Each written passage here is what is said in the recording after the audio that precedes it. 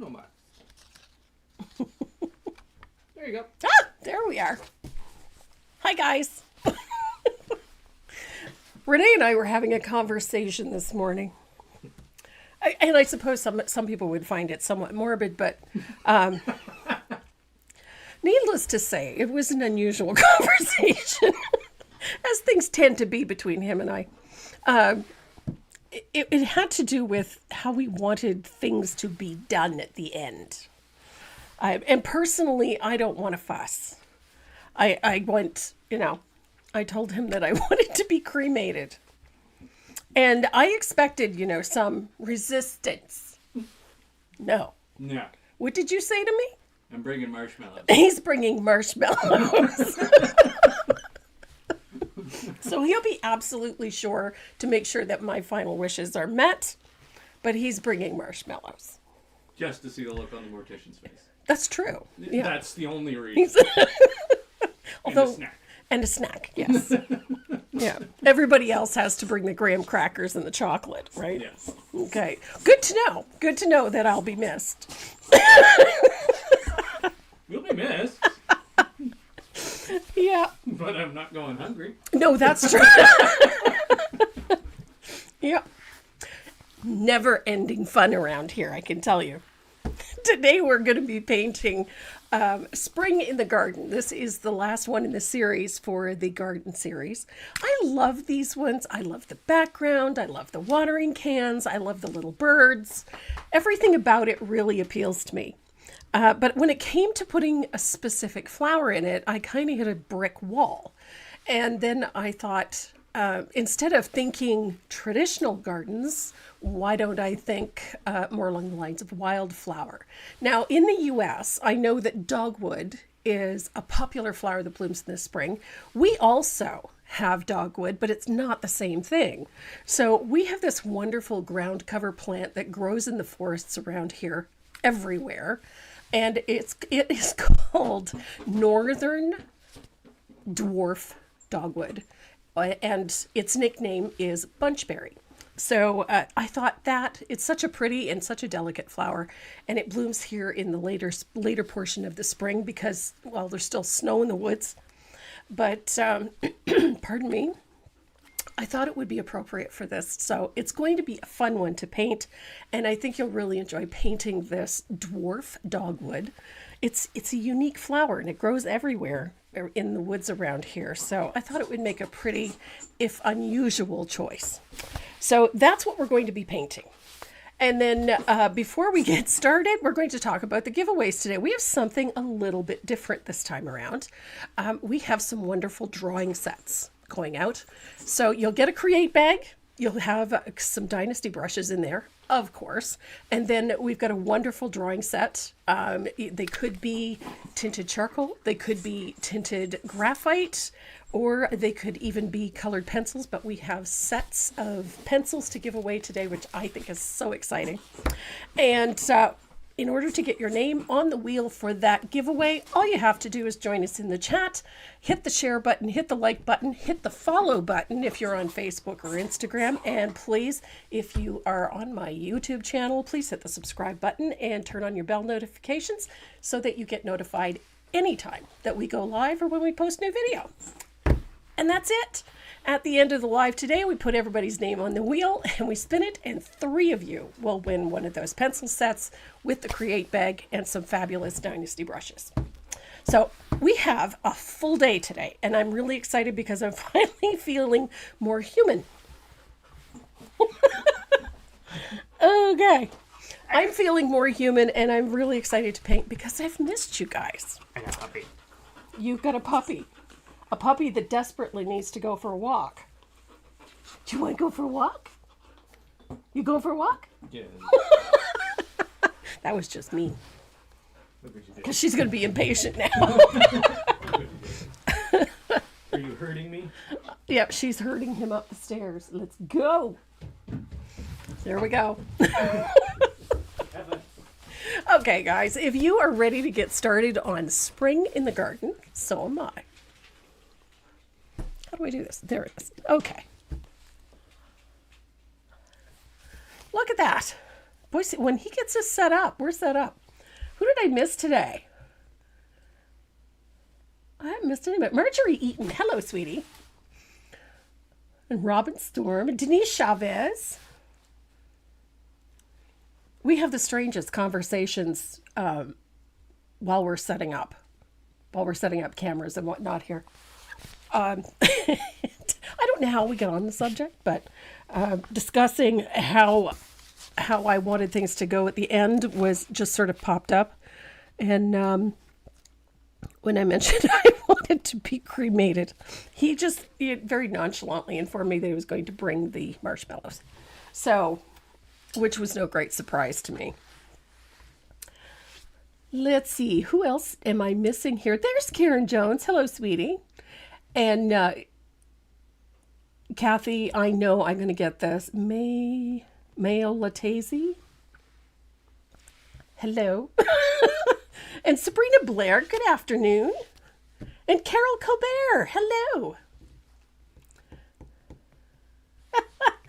Karen is coming for a visit in 2 weeks. She's going to be so much fun. Except the first 2 days, I'm actually teaching Zoom classes. So it'll be fun. It will be fun. And Bonnie Clock, hello. And Sandy Barton. Sandy Barton, God love ya. Her and her wonderful husband sent me a box this week. And I got the most beautiful wood pieces and the sweetest letter. My local Michael's store was completely out of the arched panels that I used for that sunflower piece. And I have really wanted another one. Well, didn't she send me one? And then she sent me the small one too. So, Sandy, make sure that you give your hubby a big hug for me and thank him very, very much. That was so sweet. And you just made my day because I have a plan for it, but I couldn't get a surface. So it's been driving me nuts. So you have no idea how much I appreciate that. So the background that we're doing on this piece is exactly the same as the previous 3 pieces in this series. We're using this brocade stencil. I really like this one. This is a Baroque background stencil. It's an older stencil. I'm currently out of them, unfortunately, but I'm hoping to get some more in. It's an older stencil.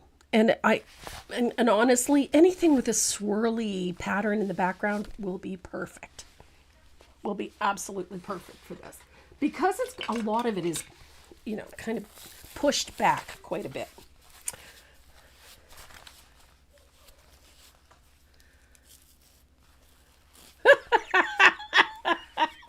Elsie, we have those conversations too.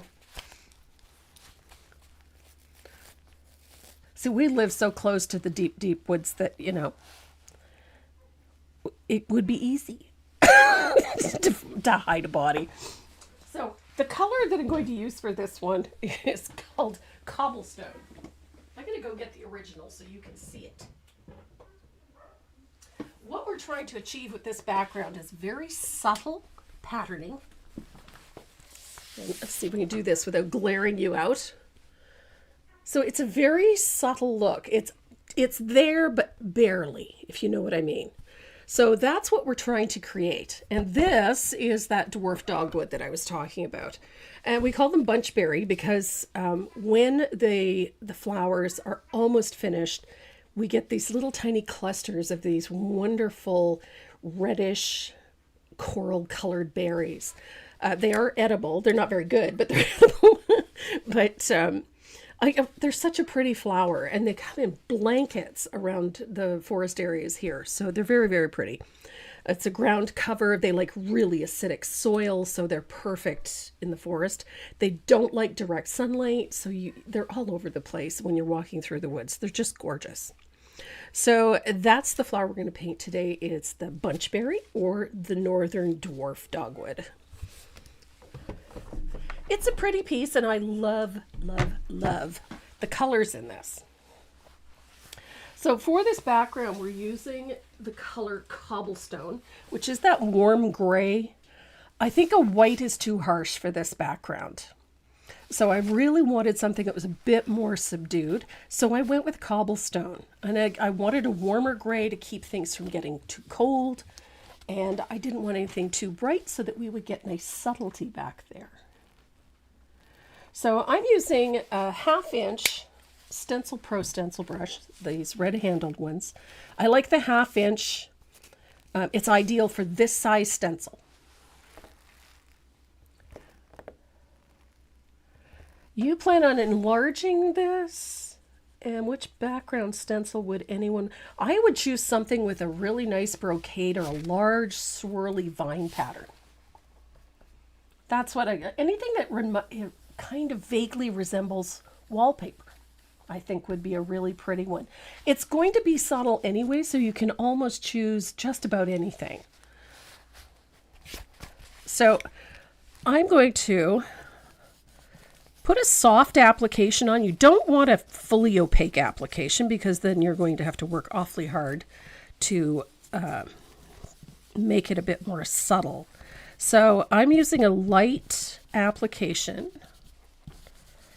just a little bit of paint, circular fashion.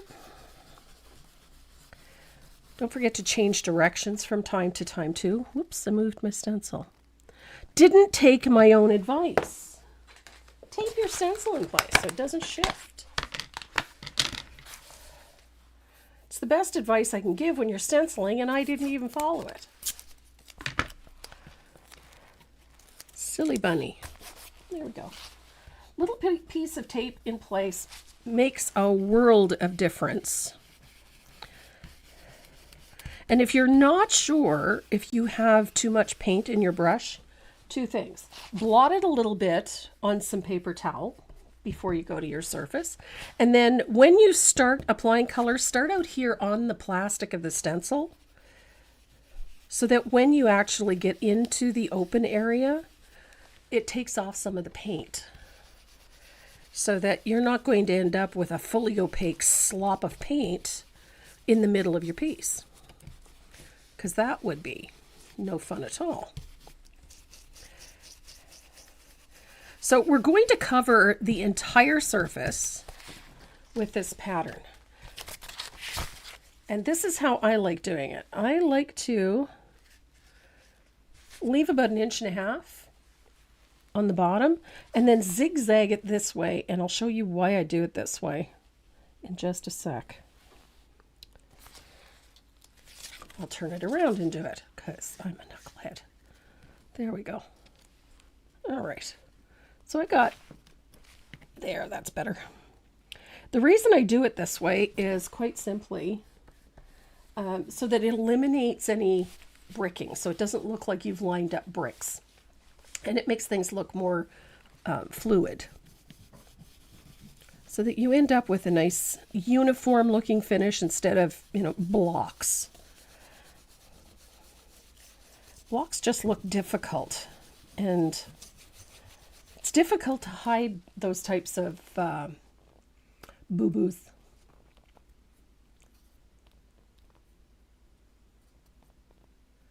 Let's see. Debbie Carlton, hi. Afternoon, everyone. So happy I am feeling it. Thank you. I'm glad I'm feeling better too. Painting escape from this crazy world, right? Absolutely right. This world is just nuts. I'd rather spend all my time right here playing in paint. The world is too crazy. Too crazy. You know what, Cindy? I really love this series. There's something about that wallpaper look in the background, and then the kind of rusted and distressed watering cans. I don't know, there's just something about it. It just really appeals to me. Of course, my own personal watering can is plastic. It's ugly, but it does the job. I would love to find a big old metal one because they're just awesome. I'd probably end up spending more time thinking of ways to paint it. Oh, Linda says Mom's birthday is on Tuesday. Yes, I remembered. It's on my things to remember file.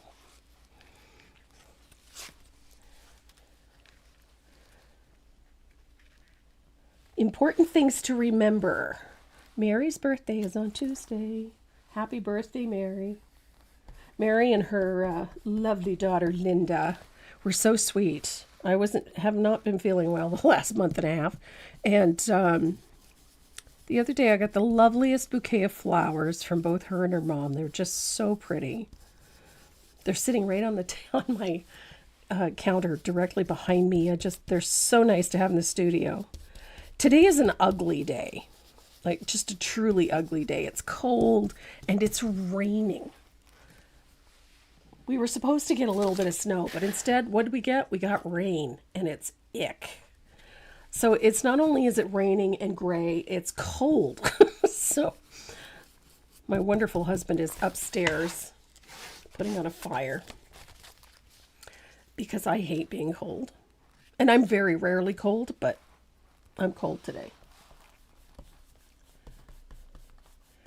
Oh, awesome, Sue. Happy birthday to you. Goodness, everybody had birthdays. March is a fabulous month for birthdays because spring is coming. Spring is a-coming. So I love this. This is fun. Okay, I'm going to rearrange this slightly. So the idea is to just fill up this space neatly with pattern. Now, that's why, although I use this one, because I happen to like this one, I've used this one a lot. You could use almost anything back here. If you wanted to, you could use polka dots. It doesn't have to be like polka dots or checkerboards, whatever blows your hair back. It does not have to be exactly what I used.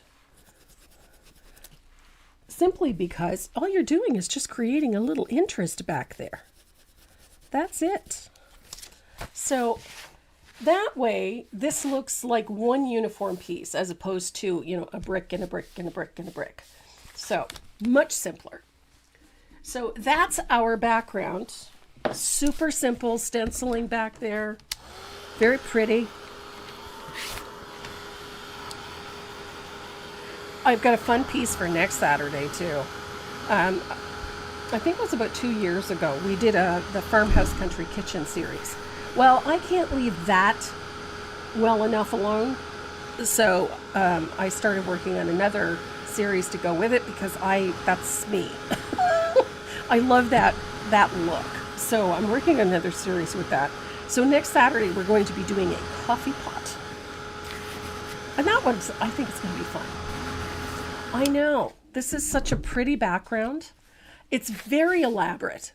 So if you could find, a brocade stuff, I think a traditional brocade would be so pretty back there. Let me see if I can find one. I know I've got a couple kicking around here. Here we go. See what I mean? Something like this would work well too. This one is a very traditional brocade pattern. This would work well too. The idea is to mimic a wallpaper with a continuous pattern. So it doesn't necessarily have to be the stencil that I used, but although I do love this one. It's one of the reasons I use it so much. So the first thing that we need to do to this is to distress it slightly. I was gifted with one of these from a lovely lady in Oregon.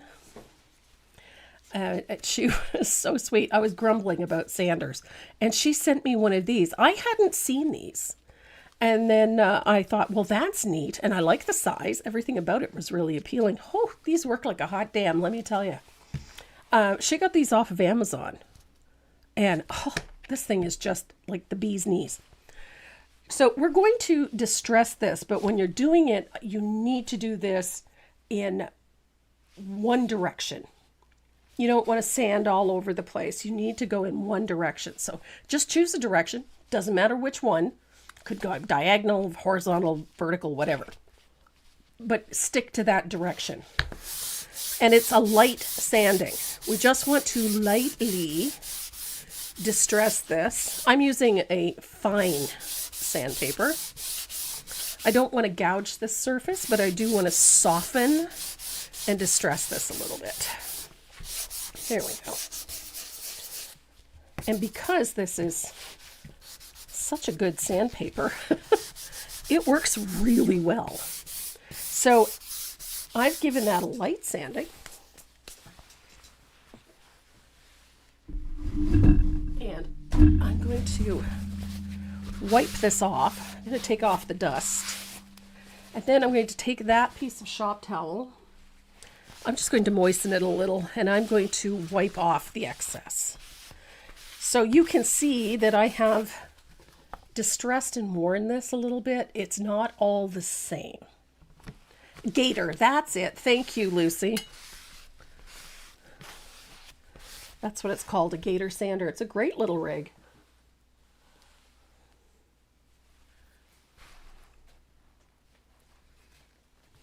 Nice.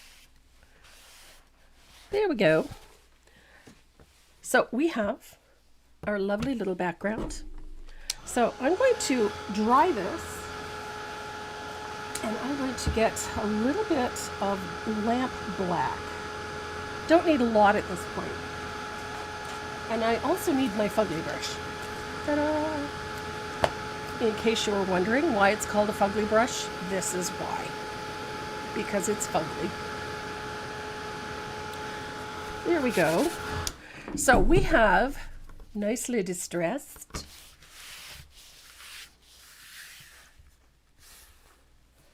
Oh.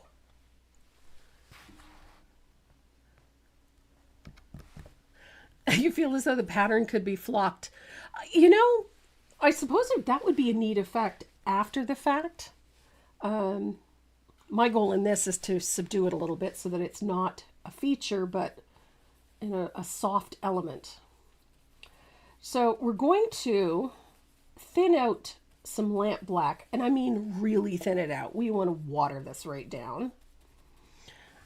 And we're going to apply a wash of heavily thinned lamp black right over our background.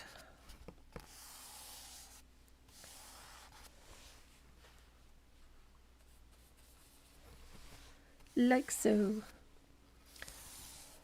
Now, once this is dry, you can assess whether or not it's subdued enough for you. I think I may need to do a little bit more, but we'll see. And the idea is to soften this background enough so that it just disappears a little bit. We want to mute it. We don't want to bury it completely, but we want to mute it. Oh, I think I might have hit the nail on the head right off the bat. Well, maybe a little bit down here.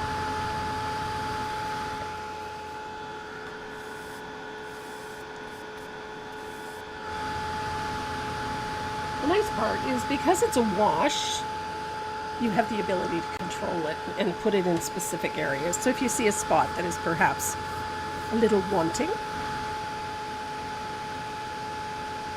Now, the first time I did this, someone suggested that perhaps don't use a color that's quite so light. Use maybe a darker gray and do this. And yeah, I suppose that could work. But the thing about this method is that you get an irregular finish. It's very subtle and soft. Yes, Patrick, I did get a new heated tool. I didn't want to deafen anybody, that's why. Actually, I'm pretty happy with that. So it is muted. It takes on almost a velvety look. There's something about putting that wash of black over top of that warm gray that just gives this a really soft, muted look. And it's not so garish, and it doesn't just come screaming out at you. Now, a couple of things that you can do. You don't have to if you don't want to. I think it depends on your taste. If you like things a bit more fresh, a little lighter, you can stop right here and then proceed to put your pattern on. But if you're anything like me, You're going to want to put a little bit of antiquing on this, and I like to use just a little bit of asphaltum just to warm up the edges a little. So just a weak float into those corners. Weak float of asphaltum into the corners and down the sides. And again, entirely up to you. Just because I do it this way doesn't mean you have to do it this way. I like the warmth that this little bit of asphaltum brings to this. And it is just a little. I find that it keeps this black from looking a little too cold. And it gives it a little age without making it look dirty. I've shied away over the years from using burnt umber for antiquing because I've always found it ends up looking more dirty than it does aged. And there is a difference to me, anyway. So I like the asphaltum. And as I said, I love that it keeps this black a little warmer, if you know what I mean. There we go. So there we are. We've got a little asphaltum, just a little. See how it warms this up just enough. The problem with working with black a lot of the time is that it, I know everybody's shocked, Sue. With working with black is that it can get a little cold and uninviting. And we don't want the uninviting. So I like adding a little warmth to it. So putting a little asphaltum in, just at the edges or even a wash over top, it just keeps things from looking a little too icy. So there's your background. So the next thing you do is trace and transfer your line drawing onto your surface. You can use a white graphite or a light gray, or even a yellow. If you're using Sarral paper, the yellow Sarral, it works really nicely on this. The other thing is that sanding in between gives you a very smooth surface.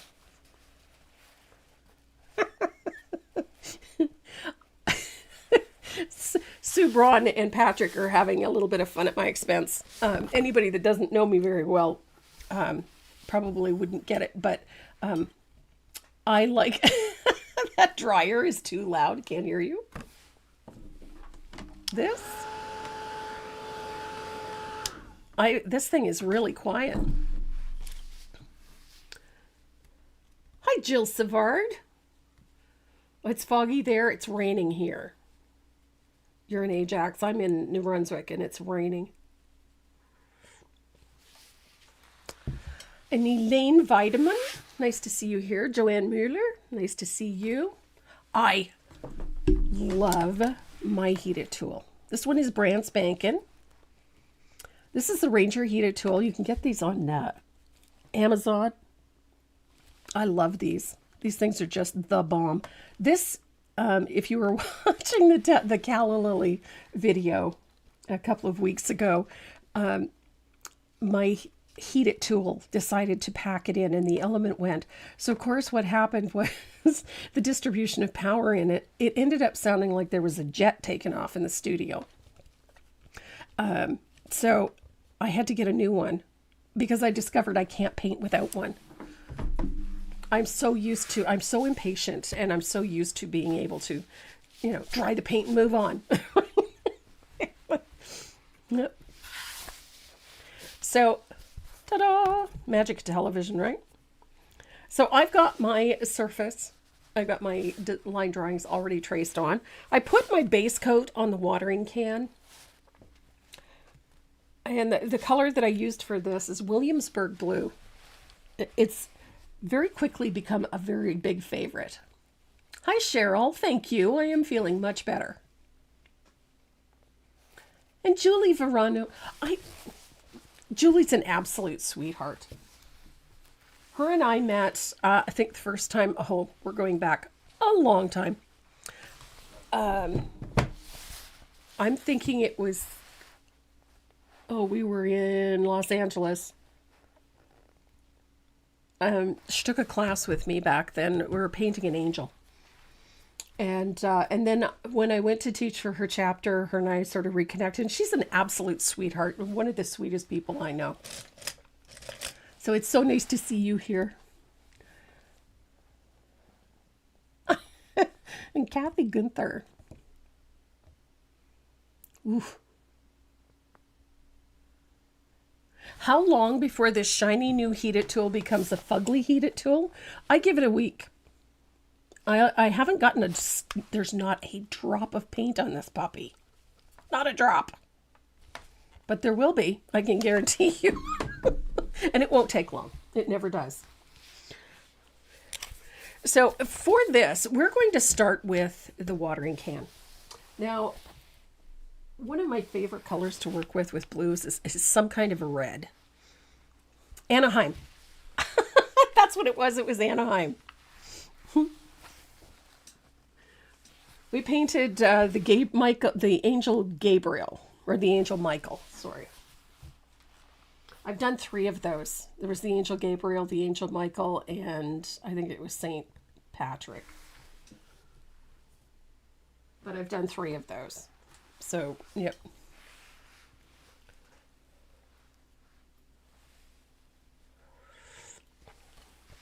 And there's Shannon.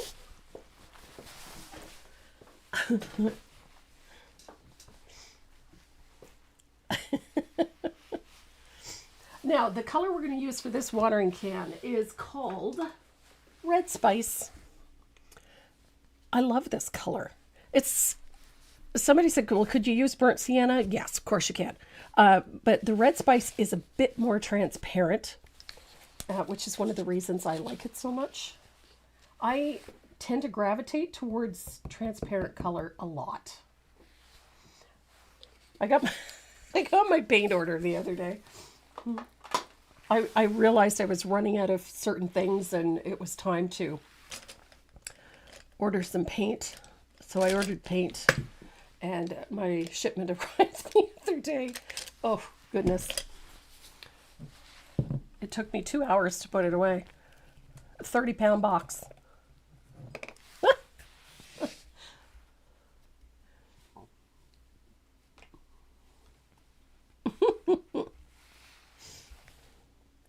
So, I'm using a 3/8 angled shader. Oh, sorry, it's a 1/4 inch angled shader. And we're going to add a little bit of rust to this watering can. And I'm going to pick up a little bit of this red spice. And the nice part is that you can place your rust wherever you choose, quite honestly. But wherever you put it, you don't want to have it absolutely perfect. You're going to have to pull some of that color up a little bit. It can be thin in places. It can be heavier in others, lighter in others.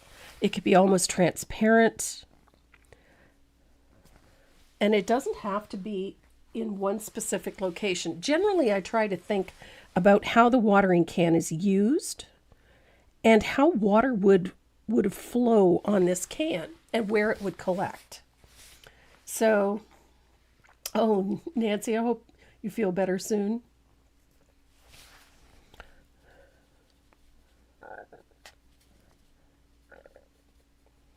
So, when you're thinking about how the water collects and where it would collect, you'll find that you end up with a much more realistic look. So, obviously, the paint or the water would run down the neck a little bit and down the spout a little bit.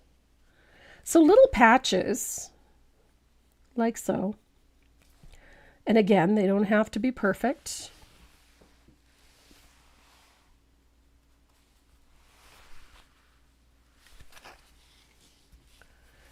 I love Williamsburg blue. It is a great color for a watering can or for a lot of garden implements. It's a cool gray, a very cool gray.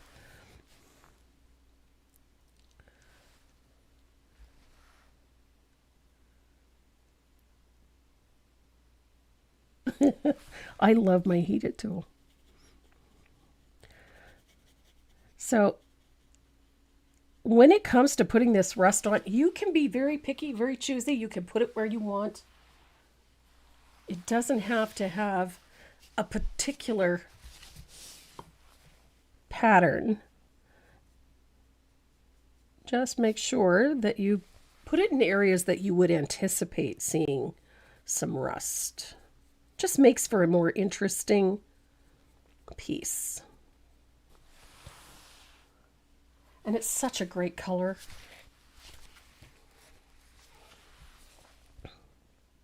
I'm a big fan of this color.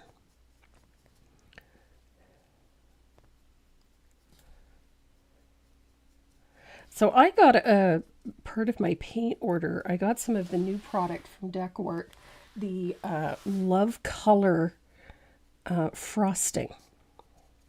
So needless to say, I'm going to be playing with some texture medium in the next little while because, you know, I can. Connie Giesland. Hello, Connie. Oh, thank you. I'm glad you enjoy it.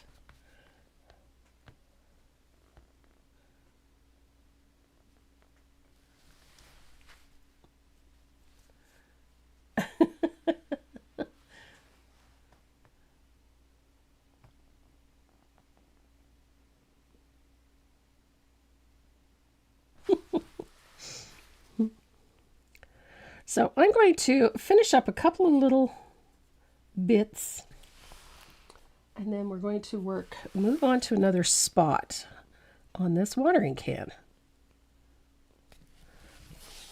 Now, if you really like a lot of rust, go to town. Don't be shy.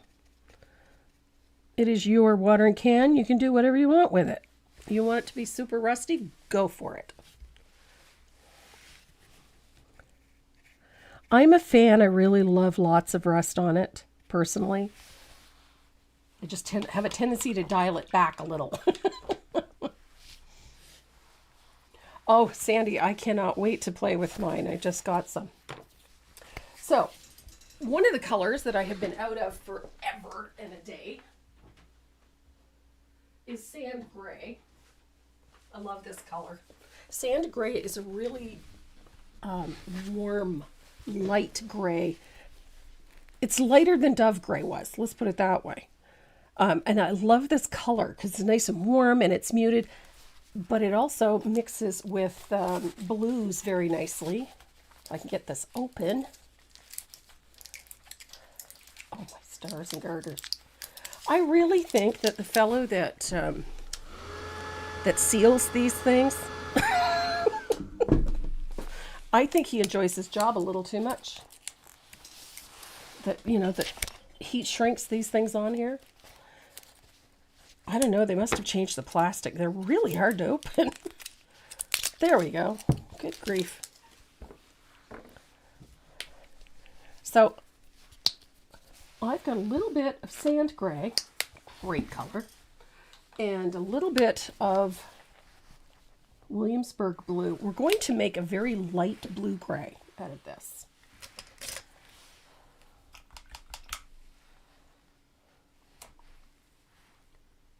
So I've got a little bit of sand gray and a little bit of, there we go. I just want to make a very light blue gray. Couple of values lighter, that's all. To paint this little spot right here. Love it. The opening on our can, on the spout. And I made it a little too light for the next part, so I'm going to add a little more blue to that. I need a smaller brush. There we go. So I've got a rigger, and I added just a little bit of sand gray to some of this. Just want to make it like one value lighter. And then I'm going to paint the ridges on the can.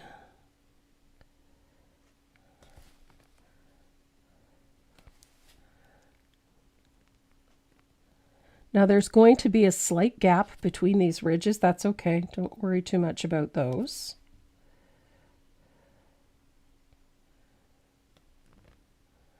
We will deal with those. So it just needs, as I said, 1, maybe 2 values lighter than the base color.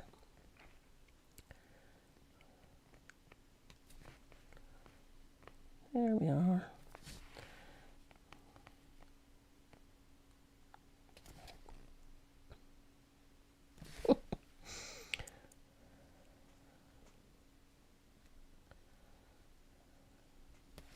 Last night was game night. We play cards every Friday night. So last night was game night. So we were sitting around playing. We have this family game, kind of our own creation in a way. We call it Cutthroat Crazy Eights. And it's the first person to win 10 games is the winner, but you have to play 10 games. The first person to win 10 games. So it goes on for a couple of hours. But Cutthroat Crazy Eights essentially is, we play it with 2 decks of cards.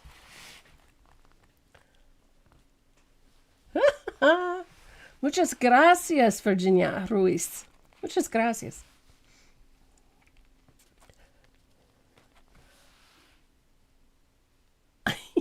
So, Cutthroat Crazy Eights. 2 decks of cards. We play Crazy Eights. We have some really strange rules. So, we were playing cards. Had the best time. But you would think that it was like all-out war. Deb was here. She has played Crazy Eights with us on a Friday night. Karen Jones has played with us. So, she knows how crazy it can get in here. So, yeah. So, last night we played cards and it's always so funny because my family's crazy. But we have a good time. So once you have that done, you're going to paint that edge around the spout. I don't really worry about graphite lines too much because most of the time I paint right over them, but we do have to clean up some towards the end. So there we go. We've got that. Now we're going to come over and paint the handle on here. First I have to put in the base color, which is just that.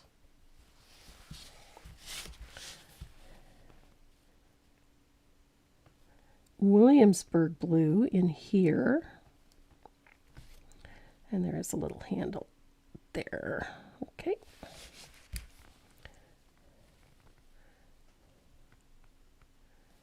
I've been searching for images of vintage everything. I love vintage jars and glass bottles, and I mean, I have a fair collection of goodies.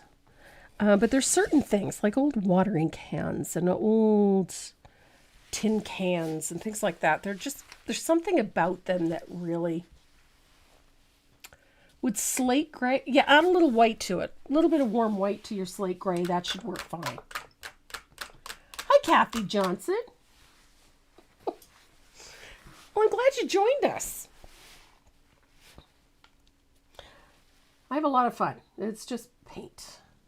So I'm just as I said, I'm brush mixing a little bit of Williamsburg blue with a little bit of sand gray, just to make that lighter value for these trim areas. So this portion in the mouth of the watering can, these little ridges on the can itself, and then this edge on the handle right here.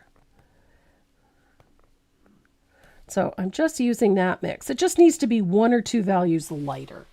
So if you need to use a slightly different gray, you absolutely can. If you haven't got sand gray, use a little bit of warm white and a little slate.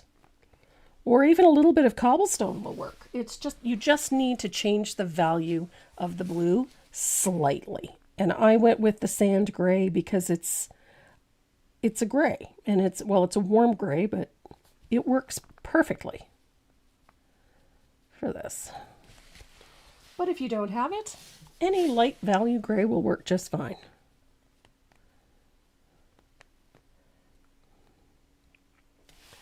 So here we go. Almost done with this. And then we'll take that. Oops. Okay. There we go. I whoopsied. You ever do that? You're laying down paint and realize that you've gone too wide? Happens to me all the time. On the upside, however, it's an easy fix. Just take the edge of a brush with a sharp chisel edge, and that will help you clean up and keep a nice clean edge on your paint. Now, the brushes that I'm using today, I'm using Dynasty Faux Squirrel. I use my riggers a lot in the Faux Squirrel. Those are my favorite lettering brushes. You'll see me use those later on. Today I'm using something a little bit different. This is a new line of brushes called Interlock Bronze. These ones are from Dynasty as well, and they're a little stiffer in the filament, but if you want accuracy, these things this is like painting with a razor blade. It's awesome. So we're going to come back to our red spice because we need to bring that in. So what happens when you pour water out of a spout? It's going to rust the spout. So we need a little bit at the bottom edge because that's where the water would come out. And of course we need a little bit in here too on the handle. Just a little. And you can decide how much or how little of that you want. And then, of course, we have to get a little in here too. That water is going to collect in some of those little crevices. So let's put a little in there as well.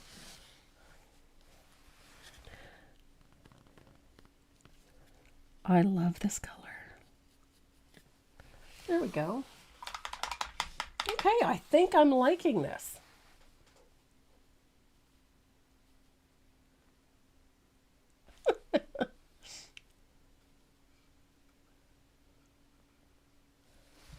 I absolutely love, this is an old decor color. This one has been around since time out of mind. This is one of the first colors that came into the decor line in 1983.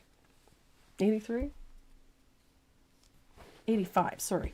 So in 1985, when Decort first started making acrylic paint, because before that, Decort made products for ceramics. Williamsburg blue was one of the first colors to go into the Decort line. And you can tell by looking at the DA number, which is right there. This is the color categorization, that DA number, and this is number 40. This is number 40 in the Decort paint line. If you're looking for number 1, titanium white. Very first color to have the Decort manufactured is titanium white.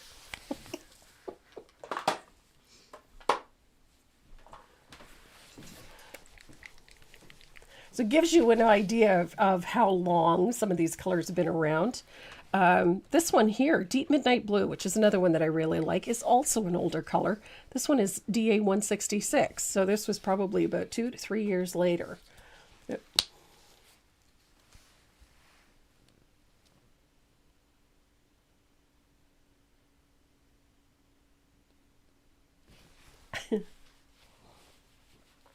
So I'm going to use a little bit of Deep Midnight Blue. This is our shading color for our pot. This is what's going to really build that richness. One of the first questions I had when we were doing this piece, the first original piece, was why I went over it with the blue. And you'll see why. It deepens this color, but it doesn't change it. It still looks like rust. It just gets a little deeper and a little darker. And it's a fabulous wash. Deep Midnight Blue is one of my favorite blues to work with. So I'm going to set my wee little one aside, and I'm going to grab, where is my hat? I knew I had a 1-inch angle here somewhere. There we go. So I've got a 1-inch angled shader, and I'm going to pick up a little bit of deep midnight blue, and we're going to float a shadow on the left side. I'm going right over top of that ridge, just like that. And I'm going to walk that color out a little, because I want a little more blue. There we go. And then I'm going to come around to the other side.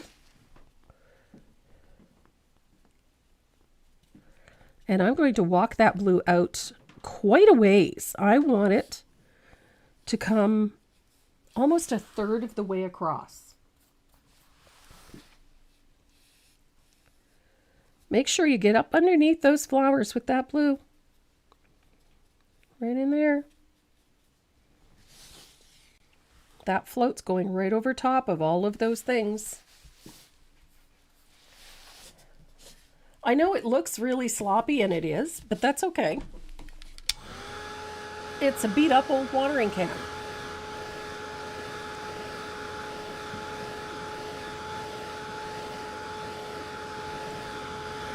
Yes, Elizabeth, I'm with you.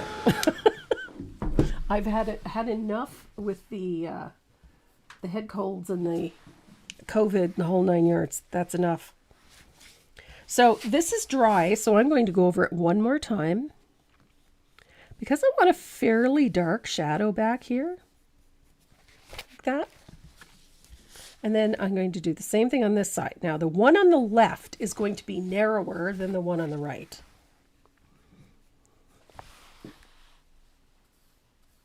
And then we're going to put that float down the bottom. And see how that orangey red deepens and becomes more of a rust tone as opposed to an orangey red. Oops, I got way too much paint. There we go.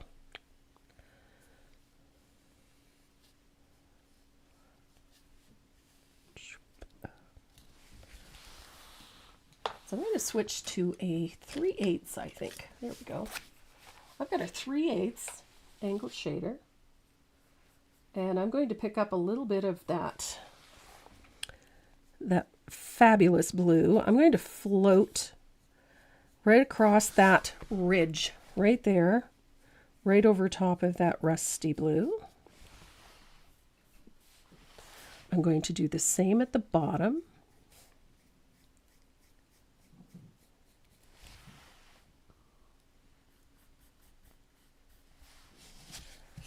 And I'm going to do the same along the underside as well.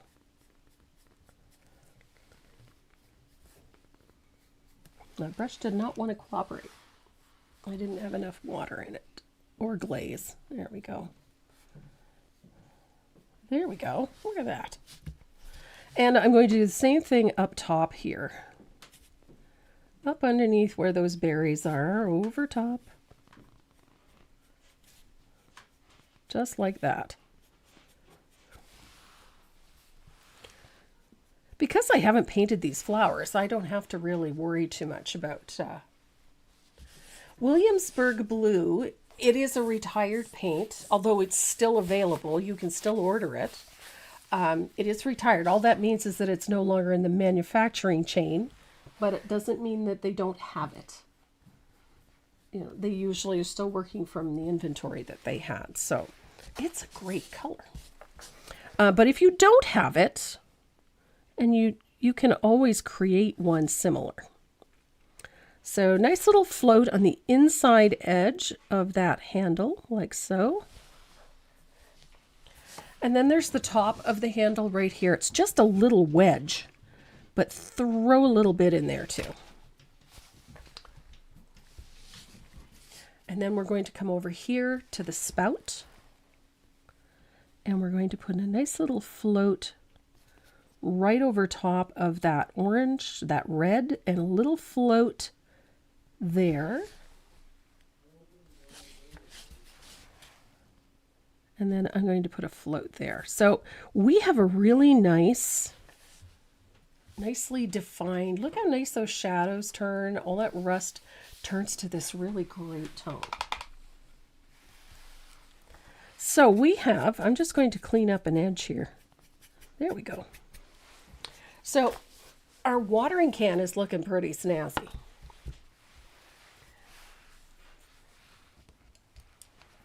So on our ridges, we need to put a highlight in. So we're going to come back to that Williamsburg blue. And I'm going to add a little sand gray to some Williamsburg blue, just to make it a little bit lighter. And I'm just going to lightly stroke in a little highlight right there, a little bit there. So that that highlight sort of makes that center portion of the watering can. And then I'm going to do the same thing here. It doesn't have to be perfect, it's just a stroke. A little bit like that.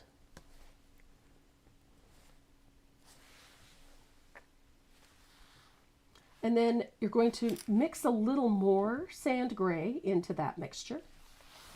And the next stroke is going to be a little bit smaller.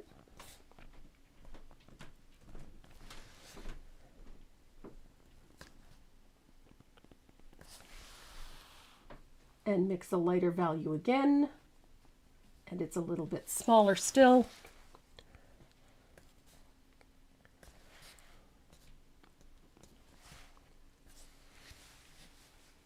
So each time you change the value, get a little bit lighter, that highlight gets a little more intense.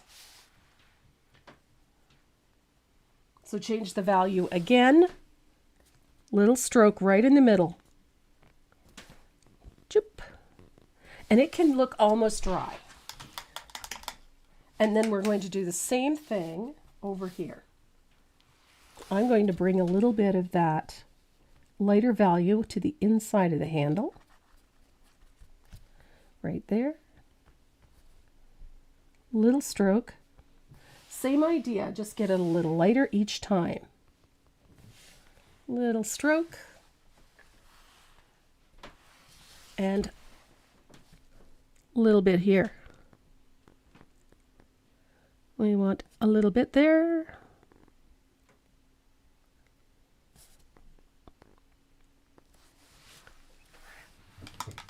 Now, the final highlight on this is going to be a little bit of warm white.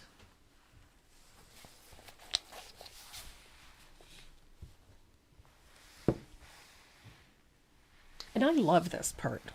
So I'm going to put just a light punch, nice and small, but just a light little punch of warm white. And it has to go in line. So we've got the lighter shadow, and then there's a 1/3 space in the center is where our light impact point is going to be. So we're going to bring in that nice little bright pop right there. Little there, little there. Don't forget this area.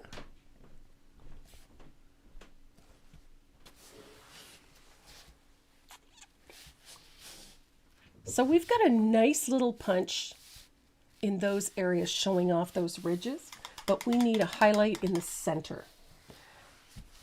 So I'm going to grab one of my favorite dry brushing brushes, and that's this. I'm going to be using a 3/8 inch stencil brush. So I'm going to pick up a little bit of warm white on the stencil brush, and I'm going to blot it on paper because I don't want a big white streak in the middle, but I do want this. So I'm going to just lightly follow the curve of that can right in here. So a nice light touch following the curve of the can. Remember that first stroke we put in, it's 1/3 of the width. So your highlight dry brush is going to be about 1/3 of the width. And I'm going to do the same thing in the center of the can. Just a light dry brush, 1/3 of the can, like so. Now my light impact point on this piece, I'm going to soften this a little. The light impact point on this piece is almost dead center. Almost. It's right here. So I'm going to pick up a little more warm white, and I'm going to concentrate. Oops. I got a little more white there than I wanted. I'm going to concentrate my highlight right in here. Just in that center portion. So I'll put a little more in. Do it softly. If you do it in layers, you've got control. So now I've got a slightly brighter stripe in the center.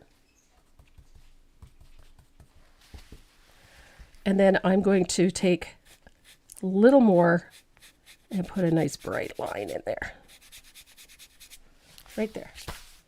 So there is the highlight on the center portion of our can. And I want to do the same thing in here.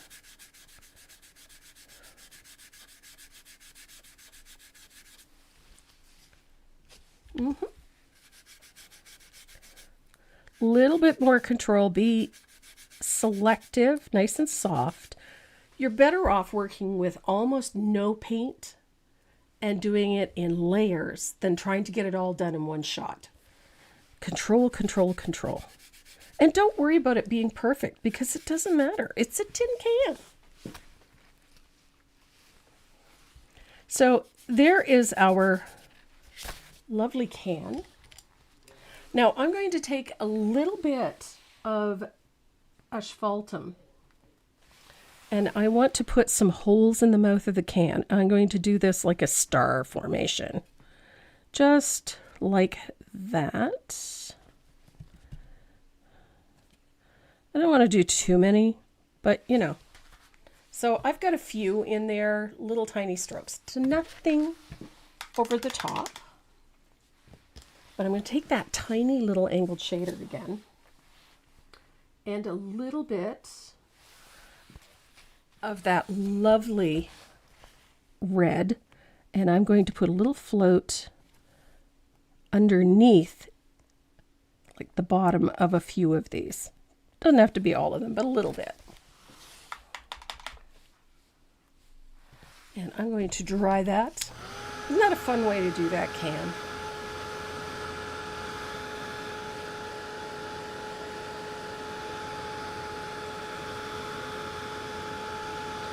Now, if you want to deepen some of the shadows on the outside edges or wherever you want, you can do it with a little bit of asphaltum. So I'm going to grab my 3/8 angle. I'm going to thin out the asphaltum quite a lot. I don't want it to be really dark, but I'm just going to put a little asphaltum on the outside edge, and it changes the tone of that blue. So when I go along this edge here, it's just a thin float. You get really nice crisp definition. It sharpens these details, but it doesn't drastically change the color, but it does give it a really nice bit of age. I've got hardly any color in this brush, just a tiny amount. But it deepens that blue, sharpens that orange, and just gives your details that little extra. So now look at that can. Look what it did for those little edges in there. Anytime you think that things are looking a little flat, you can sharpen edges, sharpen details with a little float of asphaltum. Heavily thin it so that you're not burying everything. But that little bit of color will give you a wonderful sharp details. Look at that. So now look at our watering can. This is just, it's a simple thing. It's a watering can. but it's remembering all of the curves, the details, and remembering to change values, especially when you're putting in highlights. And it's so much easier if you just take your base color and add a warmer value or a lighter value to it gradually until you build up to the highlight that you want. And that works so well, especially with this watering can, because it allows you to keep that metallic look really nice. So I've got a little bit of warm white, just a tiny bit. We're going to put a little highlight, tiny one, on some of these holes. Just above that little stroke of asphaltum, we're just going to put a little highlight, just so that it looks like what it is, an opening. So there we go. Oh, I love this. This series has been a lot of fun for me. I really enjoy this. I think it's because I like the subject matter. So I want to brighten a highlight right there. It's one of those things, right? You can't leave it alone. So I'm going to dry that, and then we're going to do the last step that really makes this look like a beat up old watering can. We're going to use splattering. And we're going to use 3 different colors.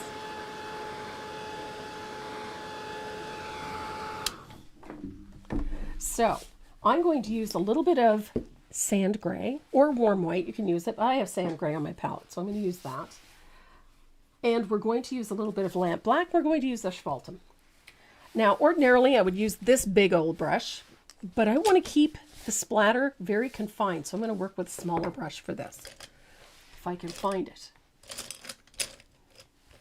Some days I can't find my butt with both hands, but I'm looking for, there it is, okay.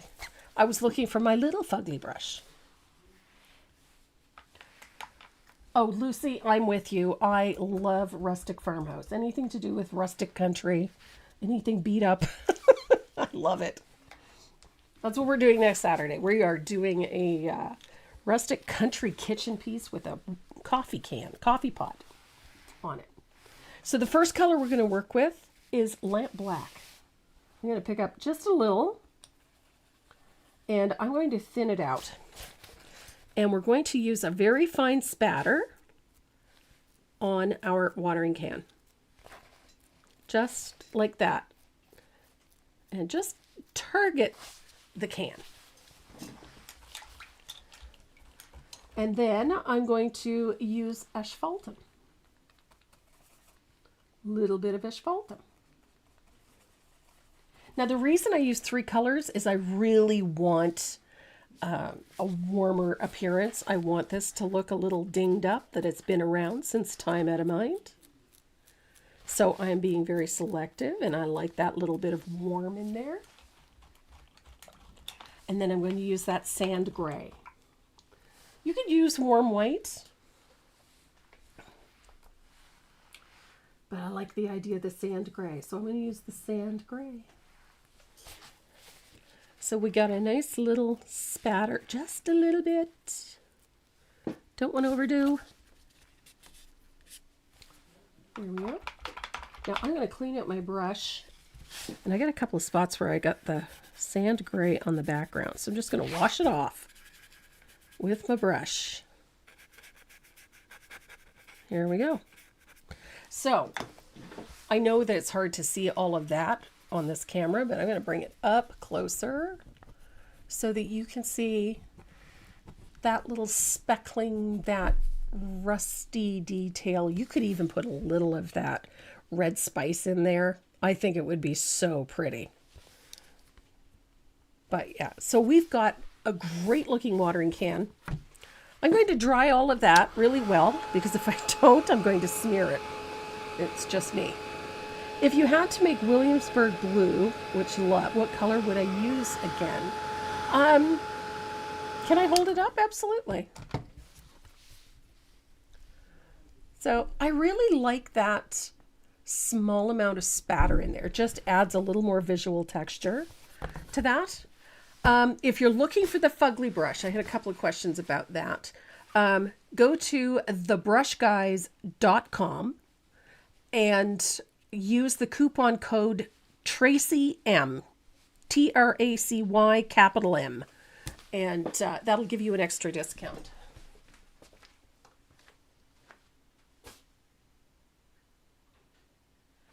to go get something. Oh, I remember now. I was looking for a blue that could replace that that Williamsburg. You could mix a little charcoal gray with winter blue. Or, hang on. I'll find one for you. Uniform blue is another color you could use. You could use uniform blue. There's nothing to say that it has to be a Williamsburg blue. You could use whatever you want. I like the idea of the blue because it works well with all of the reds that I've got in this, but you could use almost anything. This is another color that I'm really kind of obsessed with, is Stormy. This is a newer color. This is rapidly becoming a favorite. Ooh, Cape Cod would work. Yep, Cape Cod would work. I don't know, any gray blue tone I think would be fabulous with this. So this is what I like about this technique. It's just fun. Oh, colonial blue would be awesome.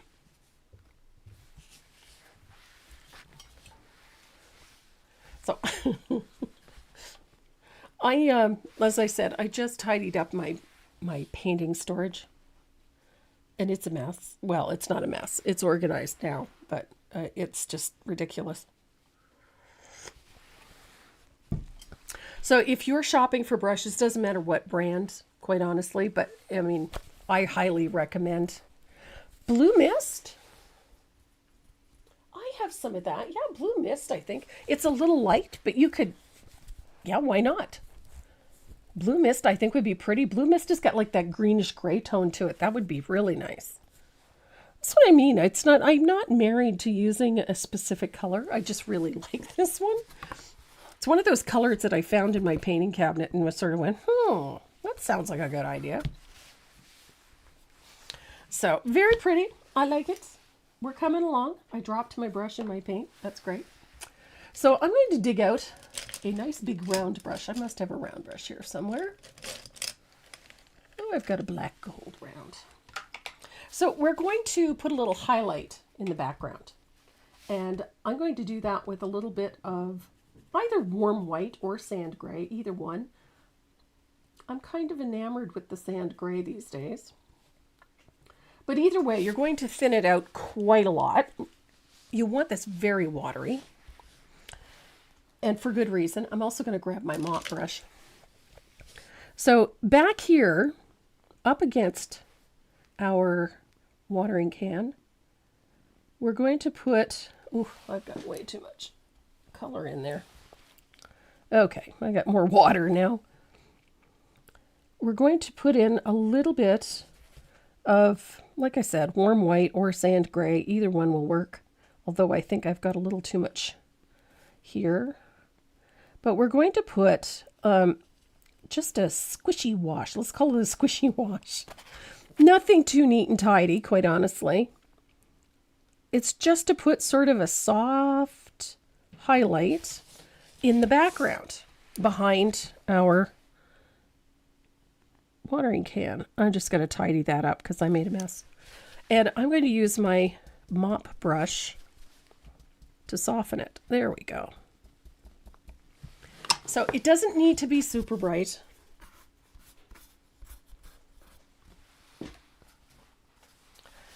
So I'm going to put a little bit back there, and I'm going to put a little bit here. I'm only coming about halfway up the watering can.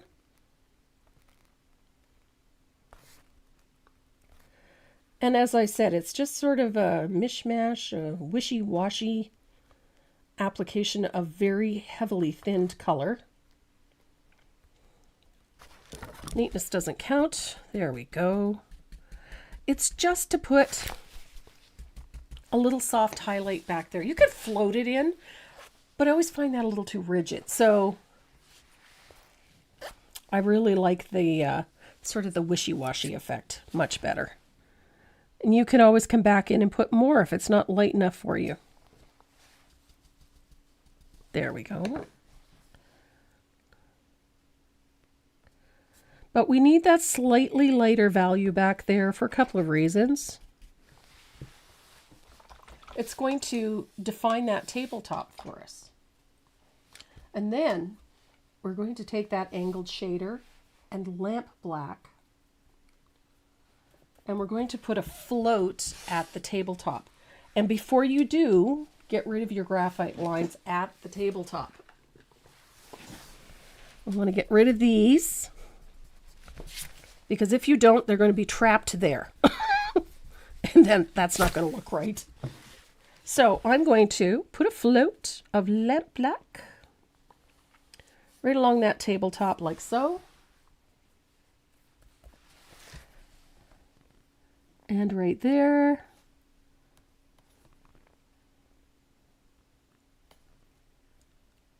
Make sure you get in and around. And you're going to come in underneath the watering can. Oh, I got it on my watering can. There we go. So nice little float underneath the edge of the watering can like that. So that little extra black creates that tabletop. I have to go fix my tabletop. There we are. Okay, I've got that now. So I'm going to dry this.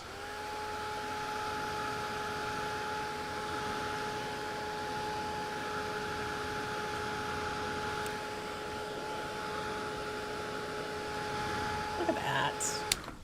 And then we're going to start working on the bulk of this, which is all of this floral. Now I'm going to give myself a clean palette. And then we're going to use warm light.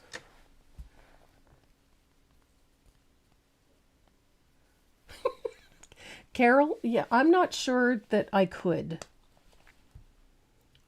Although I don't think we've ever seen a tornado here. We've seen hurricanes, but not tornadoes. So I'm going to switch to a smaller round. I have, there it is. This one is a number 2. This is an Evo Art. This is another one from Dynasty.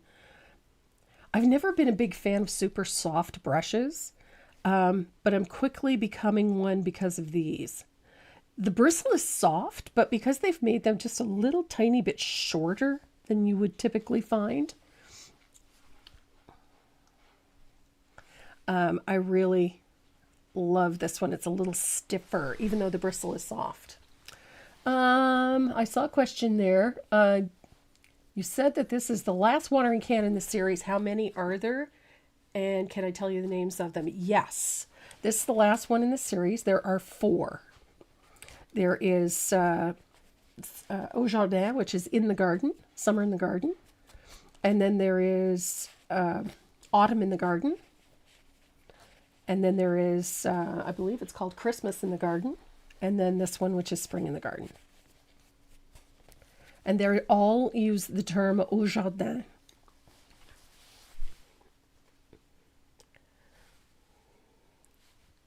My favorite, I think we all end up having a favorite.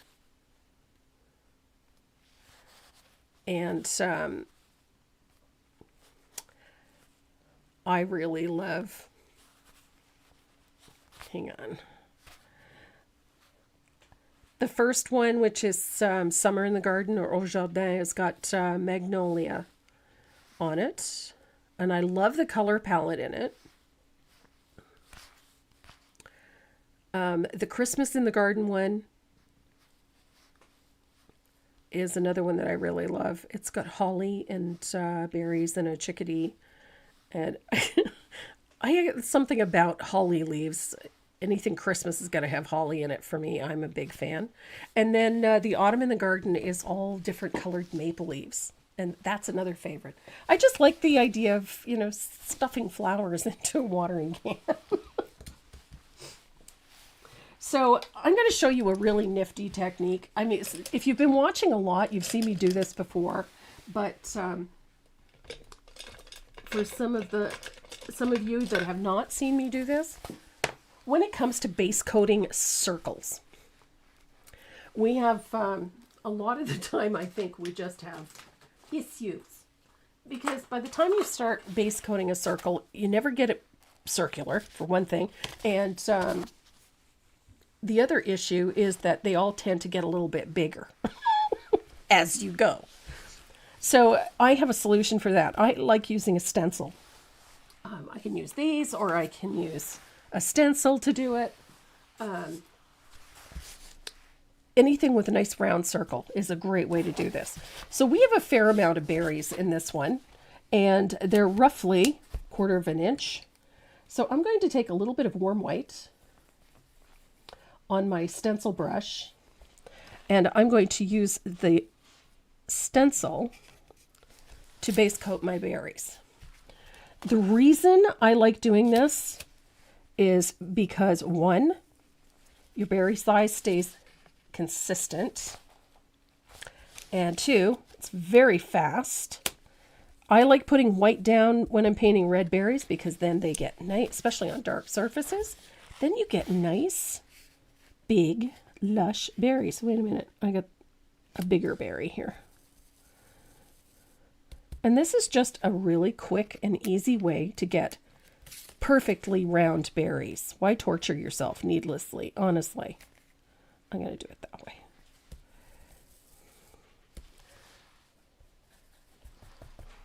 Berries are notorious. You know, we're trying to do a good job of painting these things, and all of a sudden you've got a berry that keeps getting bigger. You know, it's like a bad cut of steak, right? The longer you chew it, the bigger it gets. And I get easily frustrated with stuff like that. So I have, you know, I cheat. I use tools. Use tools to solve the problem. So now I have my undercoat for my berries already done. Super simple, right? And then you can layer them in. And because we haven't base coated anything else yet, we're not infringing on anything.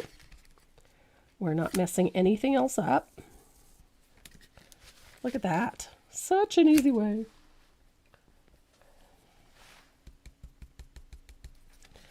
And I like a nice round berry.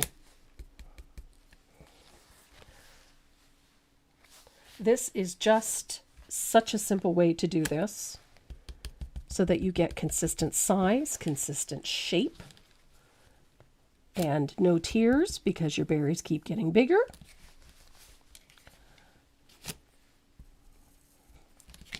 I'm all for preventing tears and bloodshed.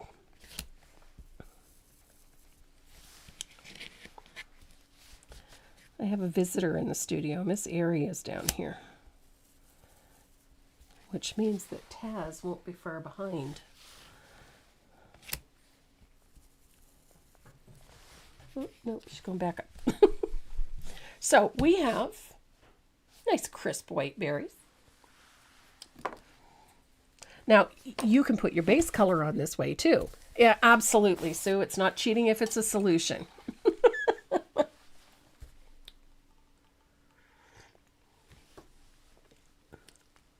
Hi, Kathy. Bet DeLong, I think my craft stuff is taken over. Bigger and lopsided. Isn't that the truth? Yep. This, I find, it gives you, as I said, nice consistent shape, nice consistent size. And it's an easy solution to a pretty basic problem that I think that we all have. So our next step for this is to base coat some leaves.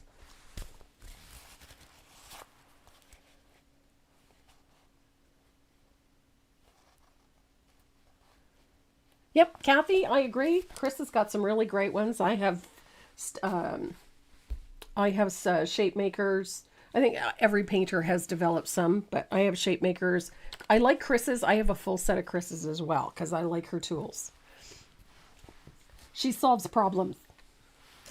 So I'm going to grab my other round brush. I know I've got another one of these Evos somewhere. Hello. Where are you? There you are.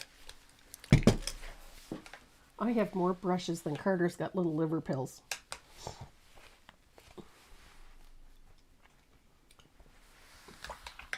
Okay, where's my green? We're going to use Lush Green. Maybe. No. Sorry. Avocado slice. Avocado toast. Oh my goodness. Come on. My bottle is almost empty. There we go. That'll do, I think. So I'm using a larger round brush. This one is a number 4, I believe. Nope, this one's a 6. So I'm going to load up with a little bit of avocado toast. You can use avocado toast. You can Lush Green, even antique green. But we're only going to do 1 coat for these leaves. I very rarely do more than 1 coat, but we're going to do them cleanly, like so. So there's leaf number 1.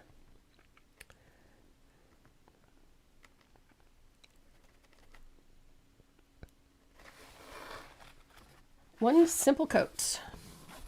There's not a lot of leaves in this because with dogwood, especially, well, any type of dogwood that I've ever seen, we usually get, small leaves first, then you get the blooms, and then once the blooms are done, that's when you get all of the greenery. And I love this ground color. It's just so pretty, and it's delicate. I love the flowers. They look blaze white till you get up close, then you realize there's these very pretty little streaks of pinkish orange in there that is just makes the flowers pop a little bit, which is so pretty.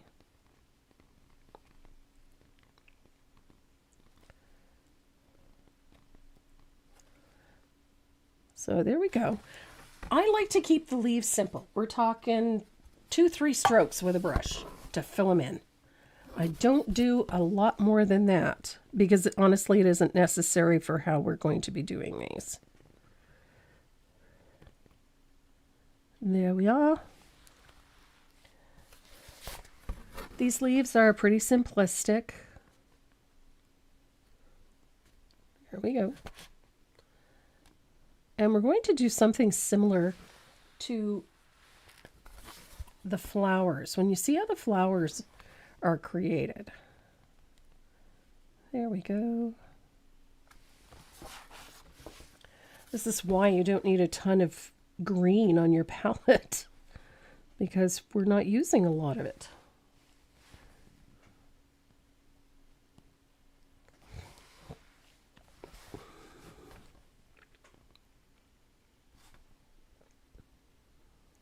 So, super simple green. This avocado toast is a relatively new color. I think it came out last year. And it's... I wasn't quite sure what to do with it when I first got it. And then I realized that it is just such a pretty shade of green. And that it works very well for a variety of things. And it's a little lighter than I would ordinarily use as a mid-value, but it actually is such a gorgeous green, and it picks up yellow tones beautifully, and it has ended up being a green that I tend to grab more often than I expected. So here we go. There's not a lot of leaves in this piece, so there's not a ton to do.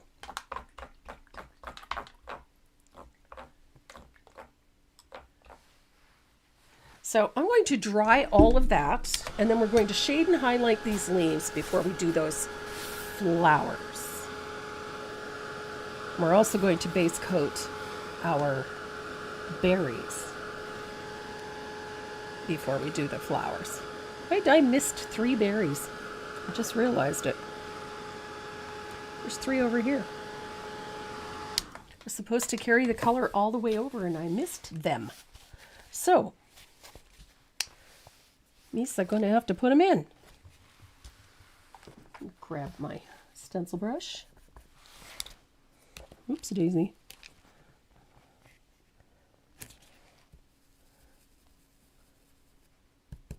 That's one. And it's 3 berries.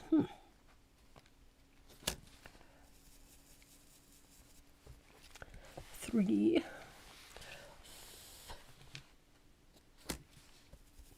There we go. Okay, I've got all 3 of my berries. I missed them completely.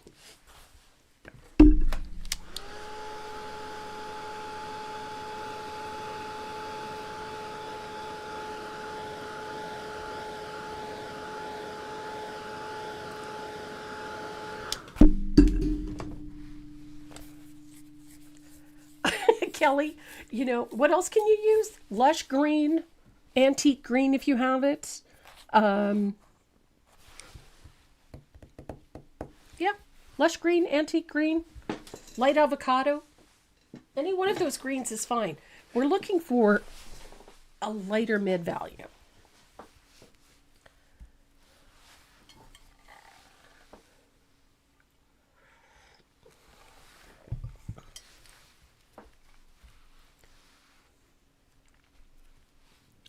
So,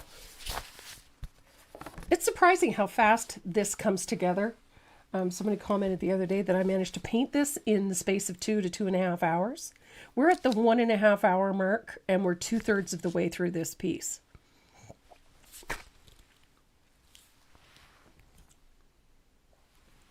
So this one, when I designed it, it took longer to design it than it did to paint it, which is normal for me because I tear things apart and redo them, you know, so many times. But this one is not a difficult piece to paint.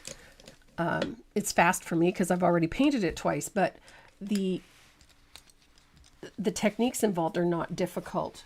So if you're a slow painter, take your time. You don't need to finish it in the 1.5 hours that I finished, you know, in the 2 hours that it takes me to do it. So, but then again, I've already painted it twice, so.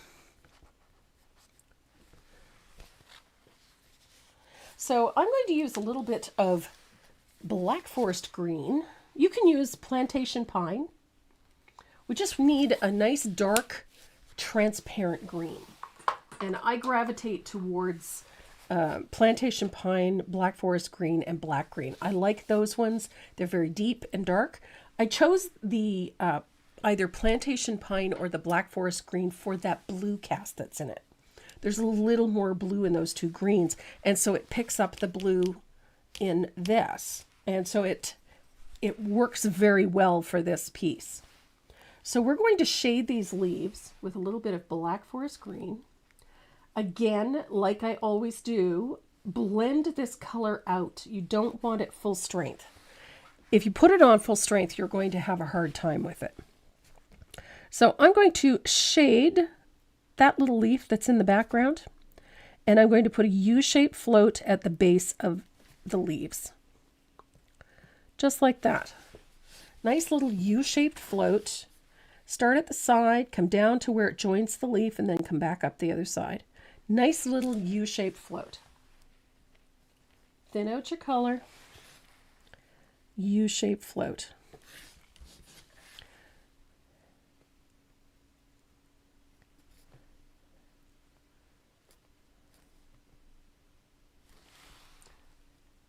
Now, I've only got 1 coat of paint on there, so it's streaky. It doesn't look perfect. It's okay. So there we go. And I prefer to work in thin overlapping layers. Make sure that you've got color in your brush. Don't be afraid to put a little color in the brush. Keep the colors transparent and you'll have control. And that's what this is about. It's not about being perfect. It's about keeping control. So there we go. I love that little U-shaped float. It gives the leaves the depth and the darkness where it needs it. So we want to keep that curvature so that the leaves don't look flat. We want to get them to curve and bend and have light move on them a little bit. So I'm then going to come back in and do it again. coming in with a second layer deepens the color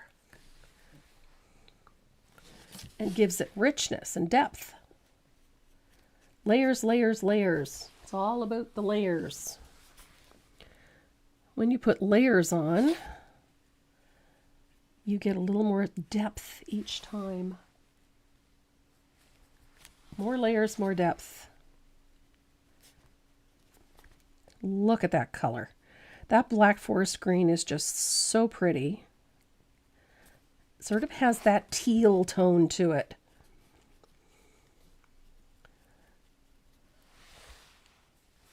Oh, mermaid tail I bet would be pretty on this. There we go. And then we've got the two down here. I always forget these ones down here.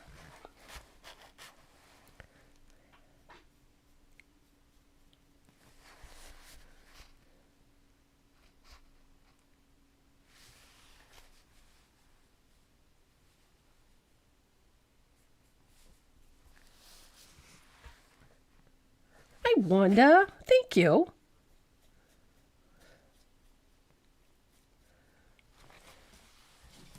So I've got, oops, I missed one. There's a leaf back here behind our little bird. Let's put some color in there. So I'm going to dry that really well. And then we're going to put a nice little shadow down the center vein of each of these leaves.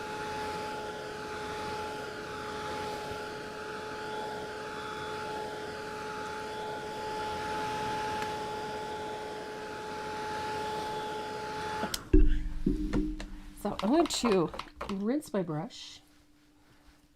I'm going to switch over to my little 1/4 inch here. So I'm going to put a float down the center vein of the leaf.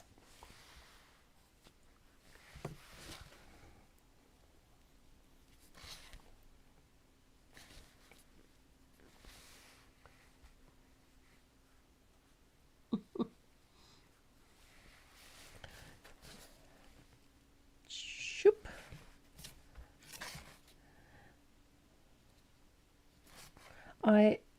I like that little float down the center vein. It helps give the leaf direction. You can see on this one, see how it curves that way? So that's how your center vein should curve as well.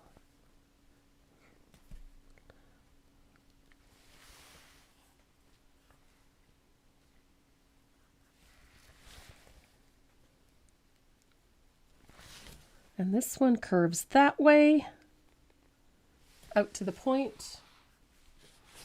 This one curves this way, out to the point. So this one is going to go that way, and this one goes this way. So now we have lovely leaves. We have a center vein. So we're going to start adding highlights to these leaves. In case you are needing a close-up, there we go. So I'm using a little bit of margarita. Margarita is that really bright yellow green. It's a high acid green. It's one of my favorites. If you don't have it, you can use something else. You need another high yellow green. So you could use celery shoot, you could use sprout. I'm a fan of margarita. It's essentially, you're just looking for a high yellow green. So this one is celery shoot. This is margarita. Either one of these will work. You can use matcha green if you've got it on hand.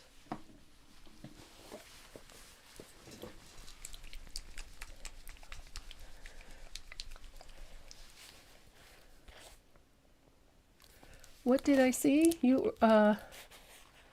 Truth, do you know that when downloading your e-packets, it sometimes puts 20% after each word in the title? Huh. I've never noticed that.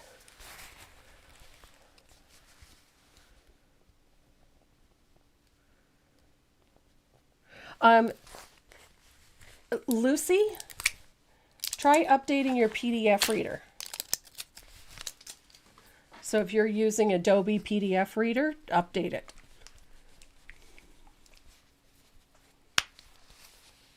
That will likely fix that problem. It's 9 times out of 10. That's if you're having an issue like that, it's generally something like that. So the highlight color on these leaves is Margarita, and I'm going to brush it out again, heavily thinned. I very rarely use a color, and that shouldn't make any difference, Lucy. It could be just your PDF reader. I've used a Mac for years, and the only time I've had a problem like with odd things showing up is when whatever I was using was outdated. And in this day and age, they can be outdated in a week. So I've put nice little float on the top edge, down the center vein, and I bring it right out to the point, and then I float along the edge of the leaf just to about the halfway mark. And yeah, ensure you're saving to PDF as well. That makes a big difference.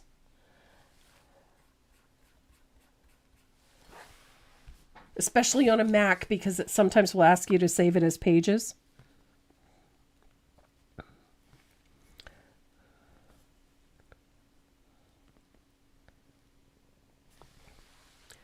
So I love the brightness of that. But any of that streakiness, whatnot, disappears when you start putting this highlight on. So look at, I just love how this looks. So there, we've got that nice little highlight with that little bit of Margarita. Love this color.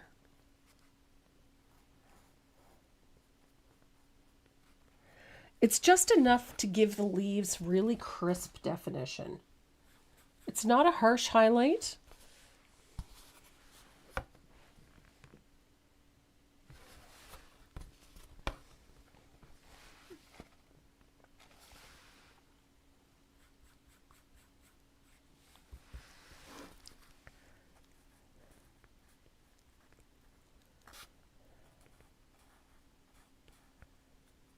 Love it. Margarita has a little bit of white in it. Not a lot, but a little. And so it gives you a little more opacity with these highlights. So it gives you plenty of room to thin the paint out.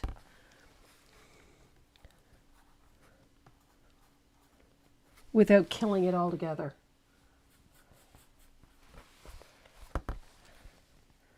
When you get to these little tiny leaves, they don't always need a center vein, so a little highlight just at the point of the leaf is all that's really necessary. Just lovely.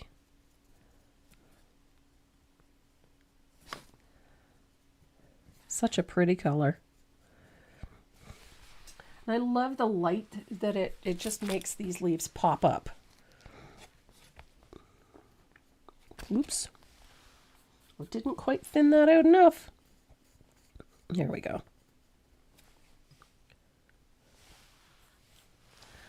I gotta say, I've been, Dynasty sent me these interlock bronze.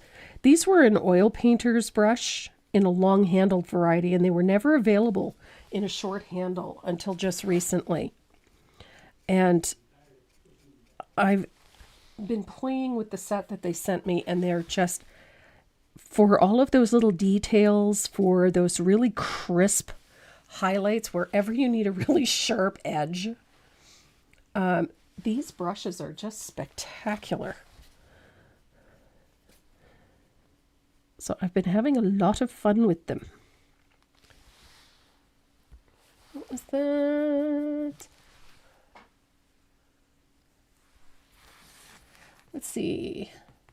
Is it better for floating to use a softer brush or a stiffer brush? Margaret, that's, I think that's more of a personal thing. I like a brush that has a soft bristle, but not too soft. It has to have a lot of snap in it for me. I like a really sharp return on my brush. If you pick up a brush, and some people don't know what that means. Let me explain myself. When you pick up a paintbrush and you press on the surface, and then when you release it, if the brush stays like this, it doesn't have very good return. Return refers to, or snap or return, refers to the brush coming back to its original shape and its original position after you finish the surface. So a really soft brush, or a brush that's too soft, doesn't have very good return. It doesn't come back to its original shape. I like a brush with really great return. So the bristle that I tend to use, about the softest I use, is this. This is the Faux Squirrel. And I like this for lettering. I like these for floating because they hold lots of water. They hold lots of paint because of the way they're built. So, but they also have really nice return, even though they're a very soft brush. So I like when I'm working with a brush that it's got, that it'll hold a lot of liquid, that'll hold a lot of paint. And I like that it snaps back to its original position. I don't want it to bounce back so quickly that I end up with, spattering paint, but it has to have a really good return. These interlock bronze are a little stiffer than I would normally use. And they're also a little finer, so they don't hold quite as much liquid or acrylic paint. But this is an oil brush. It was designed to hold lots of paint but oils. So the reason I like this one for acrylics is because it has that nice sharp edge. The downside is that it doesn't hold a lot of paint and water. So although I can get a really nice float with it, I can only do one leaf at a time. I can only float one leaf, and then I've got to go pick up more paint and more water. So my personal recommendation, if you're going to be painting and floating a lot, is these. This is the Faux Squirrel 1/2 inch angled shader. It looks like it's got a really thick chisel edge. It holds a ton of paint, holds a ton of water, but then it has this benefit. It has a razor sharp chisel edge when it's wet. So you can get really nice sharp detail with it. You get really smooth floats with it. Holds a ton of paint, holds a ton of water. And it's a nice soft brush, but it's got really nice return. So you don't have to straighten out your brush every time you paint. So it's a matter of personal preference for the most part, but I love a brush that's got good snap.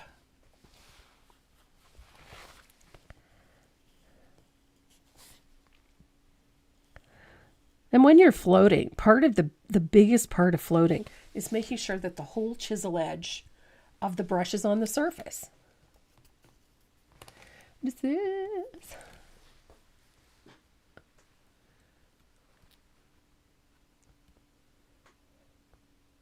Oh, Carrie, that's a nice thing to say. Thank you.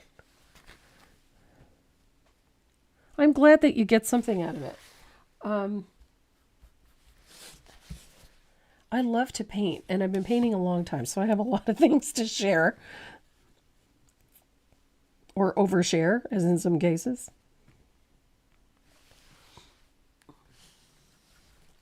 I've been working with Dynasty Brush for over 20 years. I've even learned how to make a brush. One of the first things I did when I went there, first visit to New York, that was one of the first things they did was teach me how to make a brush. Debbie, this is an 8x10. Perfect size for framing. Sandy, you know what? The Master's Touch brushes are very nice. They, depending on which ones, I like their white Taklon.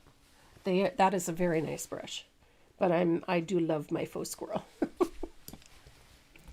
So, we have leaves. Look at that. We have leaves. So we're going to leave the leaves alone. don't think you could ever show. Oh, I don't know. We were discussing cremation earlier.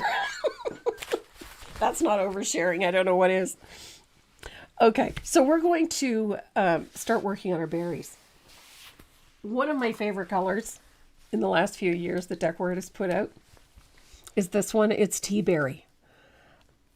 I love a good red. I just love a good red, but this is, I don't know what you'd call this. This is like a cross between a red and a coral. It's just got a great tone to it.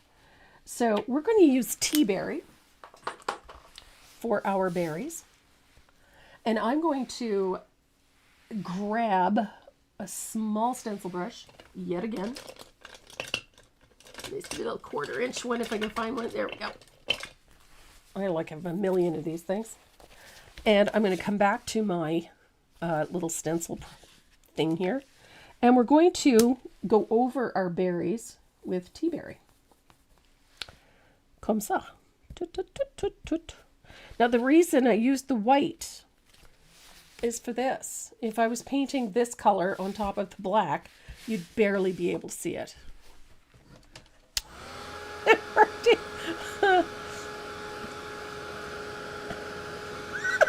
Yes, Lynn, you did. Renee and I were having a discussion early this morning about last wishes. Don't ask how we get on these subjects. I have no idea. Anyway, I told him point blank that, my last wish is to be cremated. I don't want a fuss made, And he said, don't worry about it, Ma. He said, I'm bringing the marshmallows. So,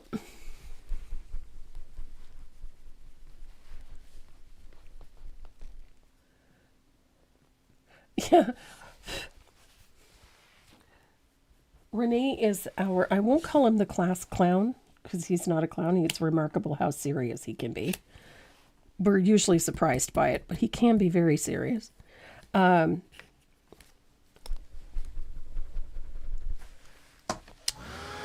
He has a knack for making me laugh. When he was in training, before he went overseas to Afghanistan, he was home for... yeah, popcorn. Ooh, what was this, Robert? Ooh. Yeah, no, he is going to bring enough to make s'mores. 14 tornadoes in 24 hours? My goodness.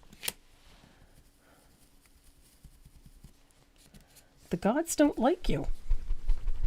Or the gods are not happy. One or the other. So I'm using the same technique that I used to put the base color down to paint my berries. And it works rather well. Just line them up and stencil the berries.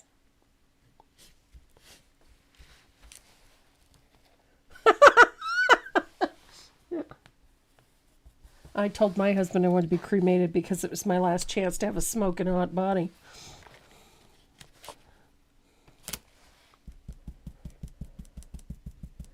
Here we go. So I love this color. It's so pretty. There we go. So we've got our berries are coming along, and they don't take long to do this way. Ta-da!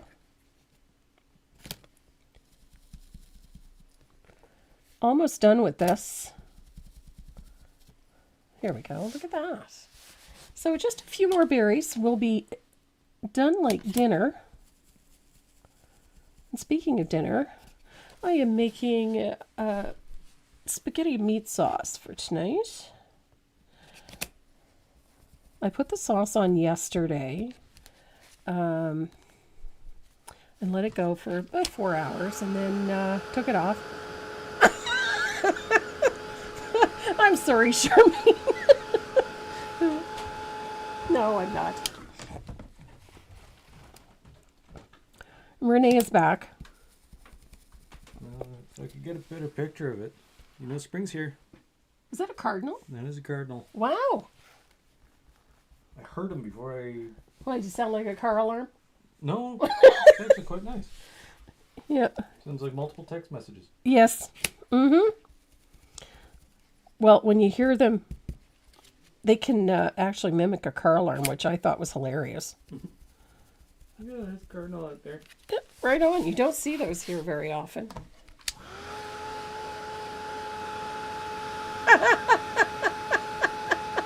Kay Reynolds, I want them to play Pop Goes the Weasel at my funeral. I love it. Well, make sure you eat a whole bunch of uncooked popcorn.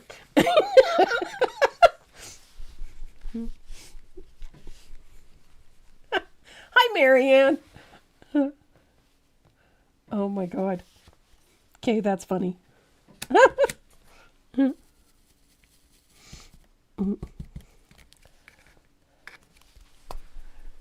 So, we have berries. That is just such an easy way to get nice, consistent, round berries. I have a yard full of robins already. What did I see in our yard the other day? We get crows through the winter. Mm-hmm. And they're huge. We get big ones. They're not ravens, they're crows. So our shading color for these berries is country red. Got a bit to go. A little bit. You'd be surprised. The rest of this goes fairly quickly. We're going to go a little long today. That's okay. We're at the 2-hour mark. That's not bad. We've gotten a lot done in 2 hours. So we're going to use country red to shade our berries. They're going to get a shadow on the right side. And we're going to use it to separate these berries as well. So if you've got berries overlapping, you're going to put a little float like this. And then a shadow. So some of these berries are going to have a lot of red on them. And this is also where this little stiff little angled shader. Greatness takes time. So I like to get in and around my berries a little bit. So that little float of country red, now we've got separated berries.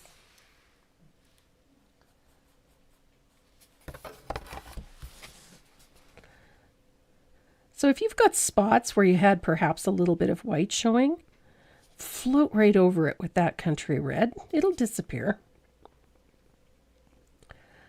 So now we've got pretty little red berries. So don't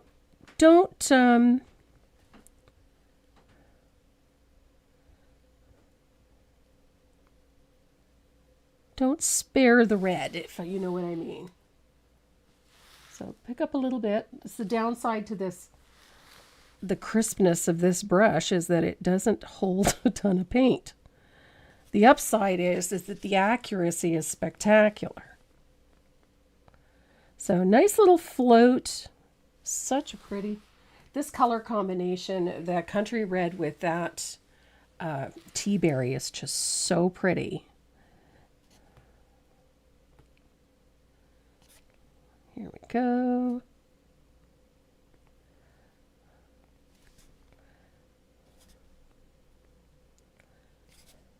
There we are. So we've got our shading in on our little berries. I'm going to rinse my brush out. There is a new color. My favorite brush for floating is either a 3/8 or a 1/2 inch angled shader in the Dynasty Faux Squirrel. That's my favorite. On these berries, yes, I am taking the color right to the edge. However, the highlight, I am not. Oh, I love Stellar Jays. They're so pretty. Thank you. You're welcome, Lynn.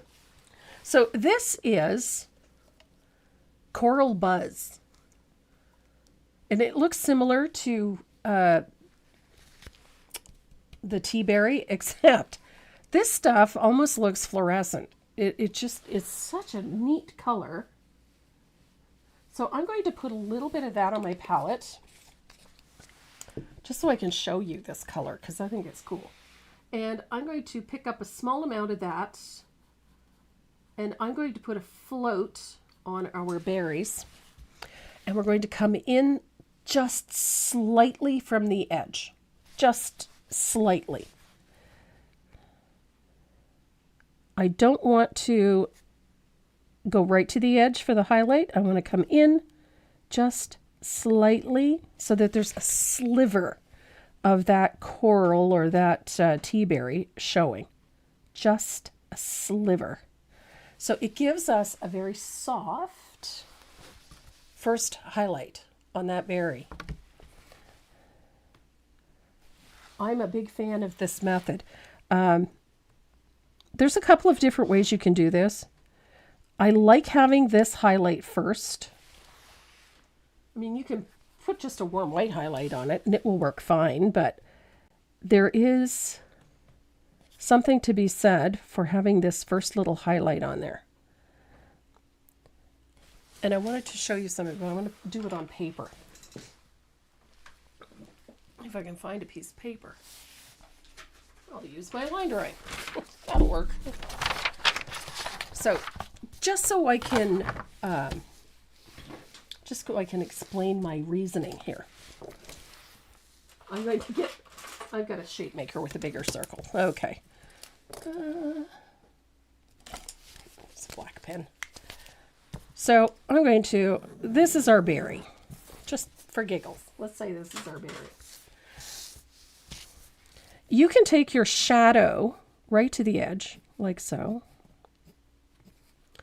on your berry.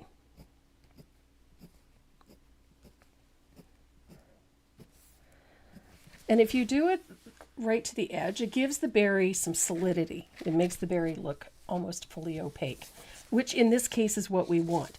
If your berry is going to be a little transparent, like say a grape, bring it in slightly from the edge, just a little bit, so that your shadow leaves a slight sliver around the outside edge. And then when you put your highlight on, it's going to be in that area as well, like so. So there's your highlight area. If you have an opaque berry, your shadow comes to the outside edge, right to the edge. If your berry is slightly translucent, then bring it in from the edge. So if you get something that has a very thin skin and it's light, then it gives the illusion that there's a little light passing through the skin. Having the light here helps give you the illusion that there is a spherical shape as opposed to just a round shape, so that there is curvature. And then when you put your final impact point in, it gives you that look of a nice lush berry. So that's my reasoning for that. What did I do with my brush? There it is. So I'm going to finish off my berries with this first little highlight using that very pretty coral buzz. It's an odd color. When I first got it, I thought it's so strange because it almost looks like it glows. It just has this trait where it looks almost fluorescent. But it works really nicely for highlighting this color in particular. Oh no.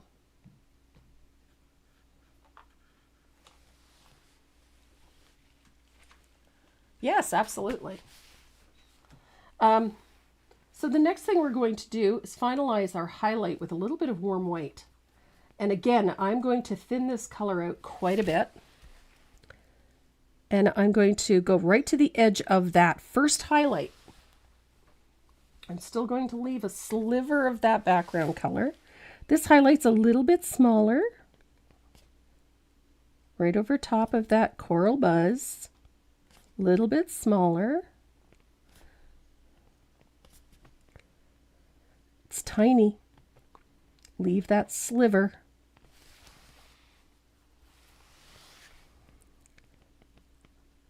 It's a subtle change. You don't want a glaring white float there. But that little float makes a world of difference. There we go. So our berries are taking on even more depth.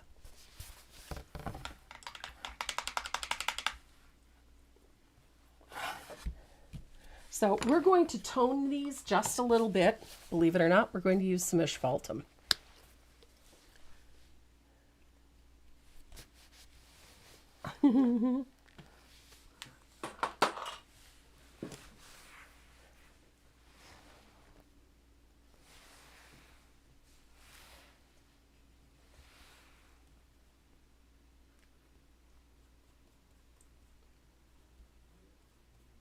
So I've got a little float of asphaltum, and I'm going to tone that country red with a tiny little float of asphaltum, just enough to deepen it.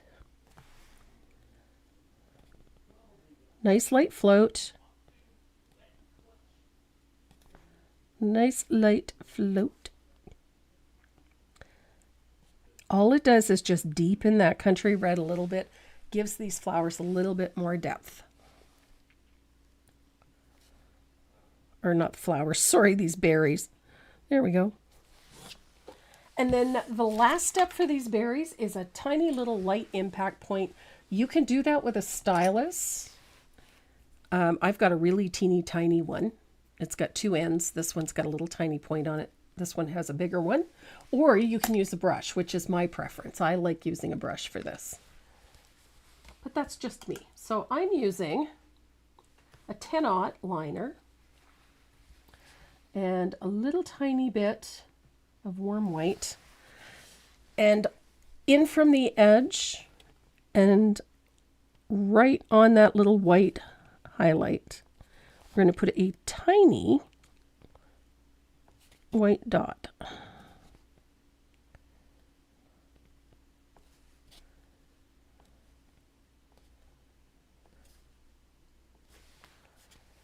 Just like so. And this gives us nice, lush little berries. I love the tone of these, and it's very close to the actual berry. They're reddish. They have a corally undertone, not quite a pink, not quite an orange. And they're just, it's such a lovely piece. There we go. Now I was looking, I've got a flower down here. I think at some point I might come back in here and put a berry, maybe. We'll see. So I'm going to dry that, and then we're going to start working on these flowers. Now the flowers on this really do go quite quickly. And then it's just finishing details and a little bit of lettering.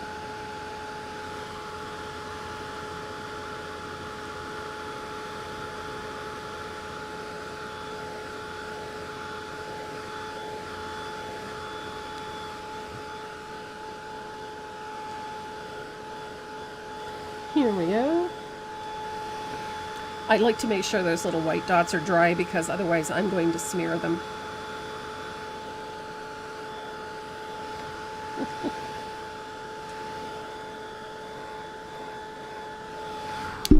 And we have a little bird to paint. Now these flowers are pretty straightforward and we're going to paint them very quickly. So I need a nice round brush, but I'm thinking I'm going to need, what size do I want? I'd like a 2, I think.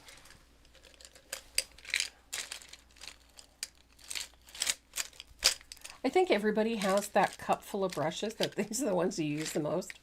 And that's me. I've got a cup full of brushes.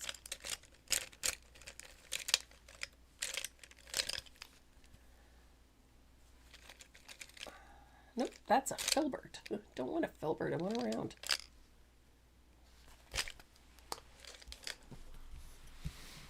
Okay. Hold your breath. Ah, there it is. I knew I had one. Ta-da! I'm using a number 5 black gold round. And we want it good and wet. And I'm going to give myself a clean palette because I'm going to drop a brush right in the paint at some point. So we're going to be using warm white.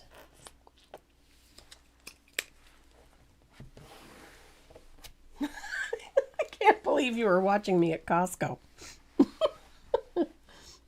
So we're going to load the brush up quite generously with warm white. Doesn't need to be super thin, but thin enough that it's going to come off the brush easily. And you need a brush that's going to give you a nice point. Oh, Kelly, don't get me started. I have so many brushes, it's not funny. So, now these flowers are very simple. Rose, what kind of flowers are they? They're called dwarf dogwood or bunchberry. Yeah. It's a wildflower that grows abundantly around here. So here we go. The petals on these are very simple. We're going to paint each petal with with 2 or 3 strokes. So just like that. So yes, they're going to have brush marks in them, and that's okay. Do I prefer to shade with an angle or a flat? I'm an angle girl. I like my angles.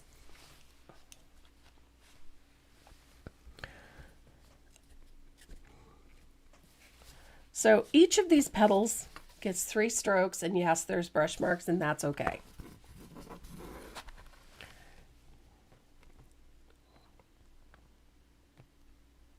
Three strokes.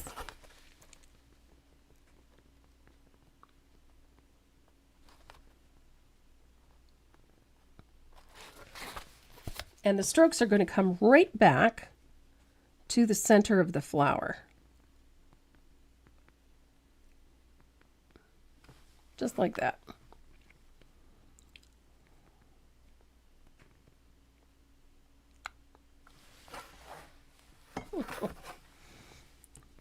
And there is a method to my madness, I promise. I like the brush marks. Every flower has little veins and whatnot running through each petal, and by allowing these brush marks to stay, it creates those very easily.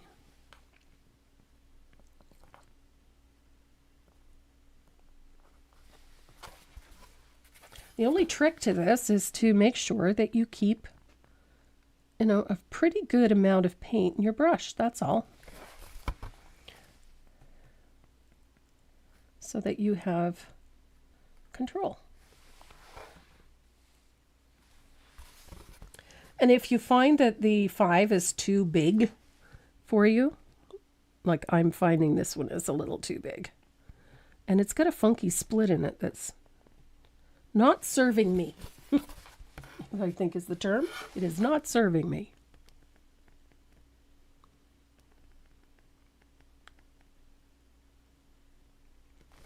Oh.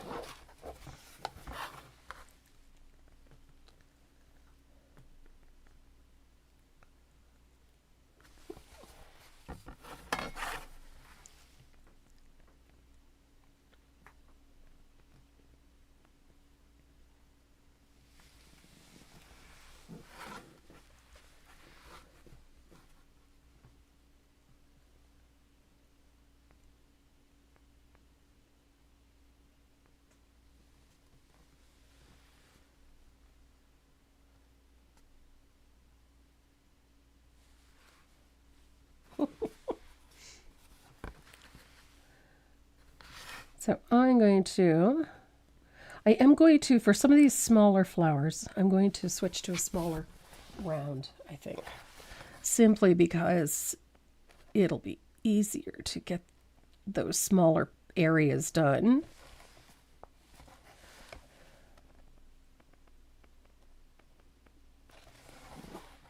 There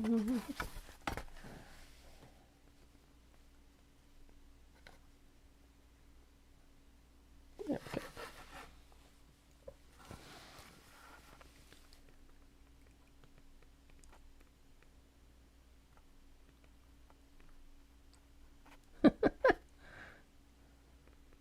There we are.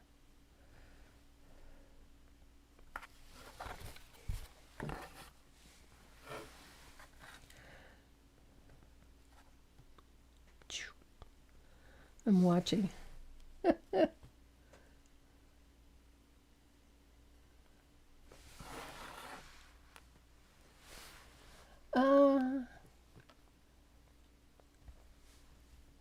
You know what? I think if you've learned to paint using a flat brush, if you've learned to float with a flat, then you've already gotten over one hurdle.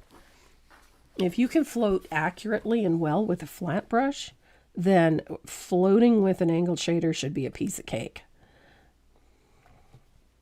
The mechanics are slightly different, but quite honestly, I prefer an angled shader. I've just find for the accuracy. That's my personal preference. But some people really do very well with flats. I prefer flats for chiseling and doing other things. And when it comes to floating, I really like my angles. I gravitate toward an angle every single time. But if you've learned to paint using flats, then your teacher did you a great service. Being able to control a flat for anything is a feat. Okay, so, well, I thought I was going to change to a smaller brush, but I'm thinking I don't have to. There we go. Oh, maybe for that little one there. Well, another reason I like using that 3-stroke method is if you look at the flowers, I like the translucency. I love the translucency of the flowers. And then we have a place to go. If you, especially with white flowers are notorious. If you're trying to paint a white flower and get highlights on a white flower, sometimes you run out of places to go. You can only get so white, if you know what I mean.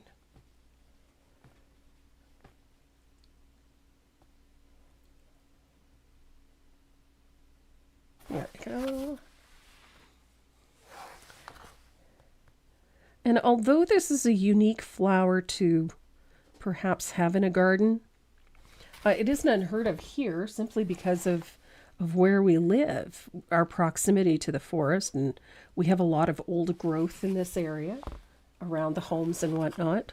So it's not unusual to see people with forest flowers in their gardens, simply because, well, they already grew there to start with. So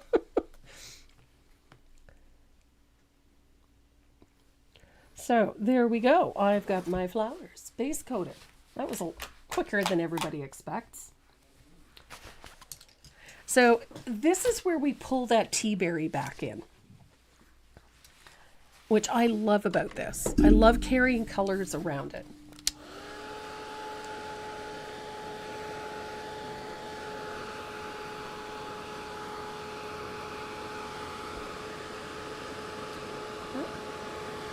Hi, Desiree. Nice to see you.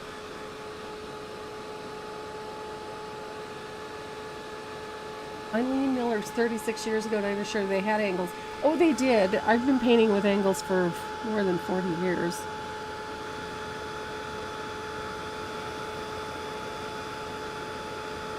True, Sue. There's always more colors in them than you expect.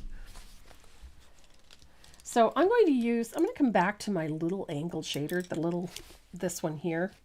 And I'm going to put a little bit of tea berry on my palette.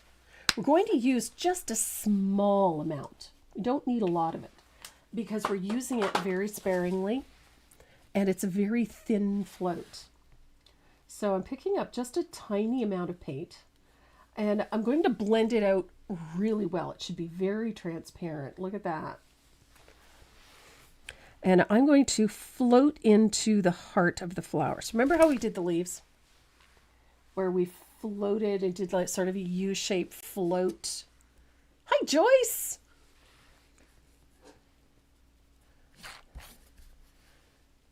Well, we're going to take that tea berry into the center of the flower, just like that. Little float at the center of the flower.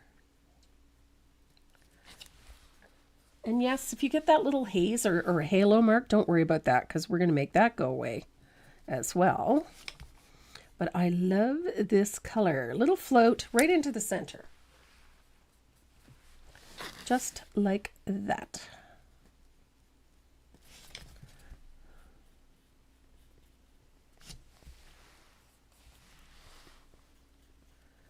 And this actually goes very fast because, quite honestly, we're not really worrying about it. I need to get more color on my brush. There we go. I had no liquid and no paint. There, that's better. Just wasn't seeing it.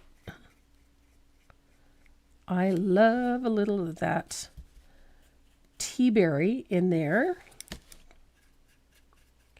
It's almost like a wash of color. There's very little color in there. Just a little. Take that down in. I almost made that go the wrong way. There's two petals very close together here, two flowers close together. This one overlaps this one back here. So I almost put the color in the wrong place. There we go. So here comes the tea berry. And like I said, it's very weak. You just thin it out with a little bit of water. So pretty. A little water, a little color. And it's the delicacy, I think, is what you're looking for. You want these flowers to maintain that sort of translucent look, but still give them a little blush of color at the same time. And you couldn't do that if you just, laid a pile of color over top of it. But by using this heavily thinned tea berry, especially over the white, it helps maintain that look of translucence. So we've got these really pretty little dogwoods with just that little blush of that color in the center.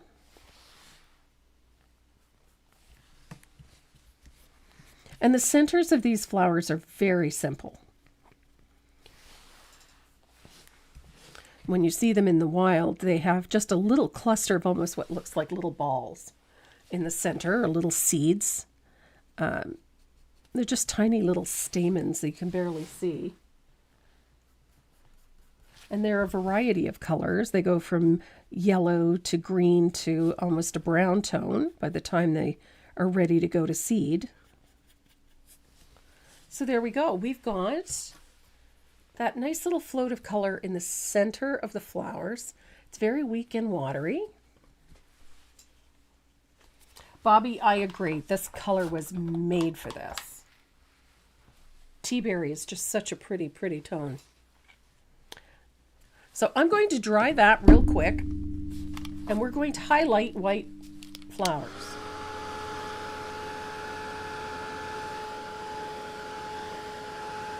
And I'm really going to make this color richer.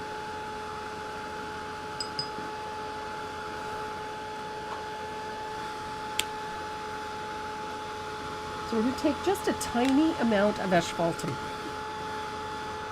And we're going to pick it up on that angled shader. We're going to thin it out a lot.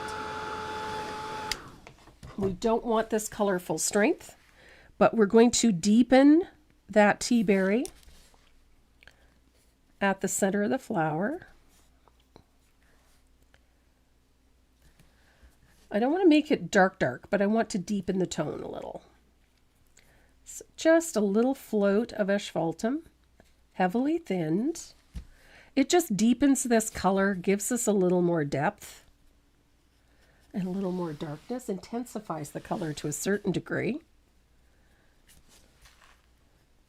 I love this look. Just gives the tea berry a little richness.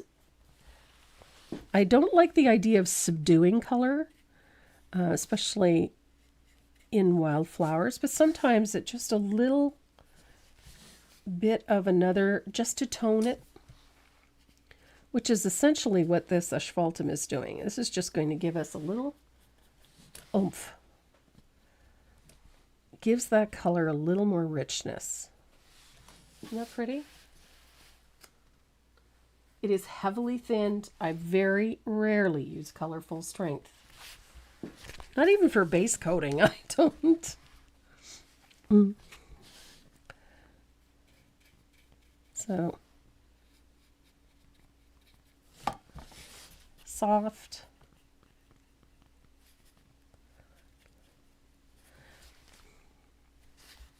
So that's it. It doesn't take much. It's just a little float of heavily thinned asphaltum. Just tones those enough. Look at that. So I'm going to go to a softer brush for this and a bigger brush. I'm going to a 3/8 angle because I want the next color to overlap all of these just a little.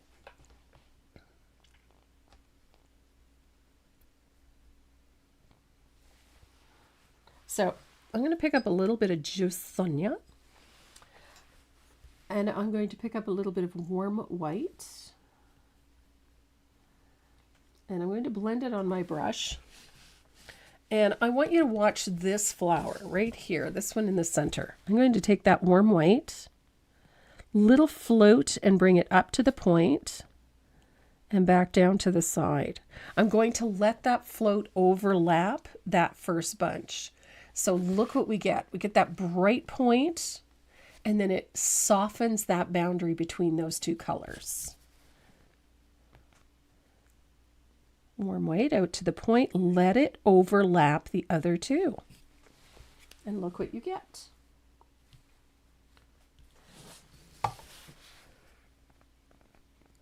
It also gives you a nice crisp edge.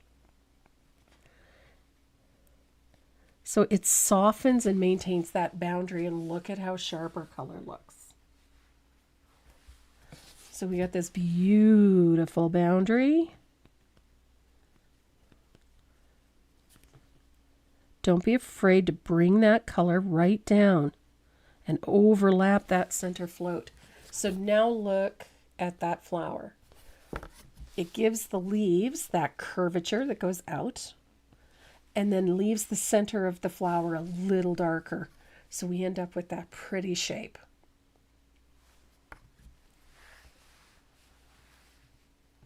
And I'm going to do that to all of these.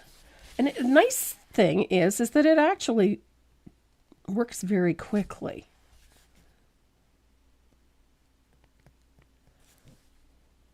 So you don't have to be anxious about it. So if it overlaps and softens it, it's okay. That little bit of warm white. And if you really want to make that pop, do it again afterwards with a little titanium white. You will get an absolutely gorgeous result. And I love this look. I like that it softens the boundaries between those two colors, so if you get that halo, it's okay because this is going to soften it in the end anyhow.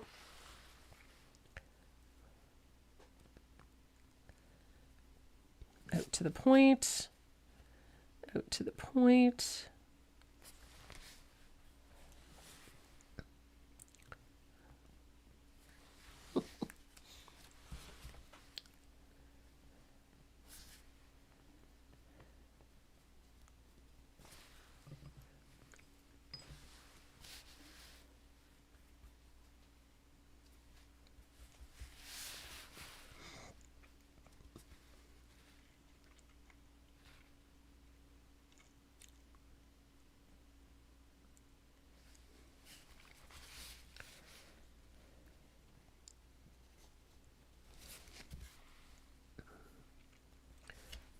This is just such a delicate and pretty flower.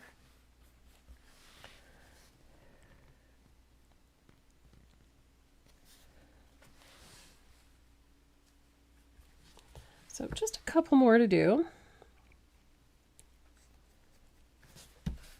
I love this look. I love that this little dog would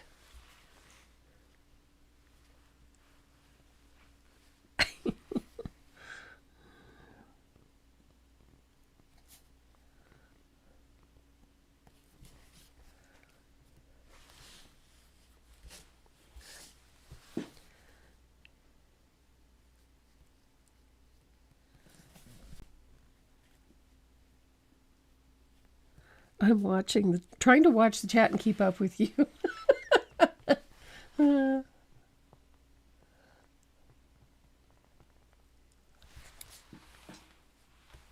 So we're almost done with these flowers. We've just got a couple little things to do yet.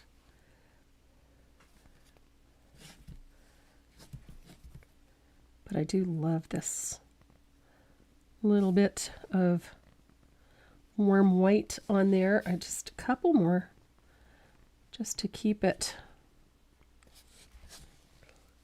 So one last one down here, and then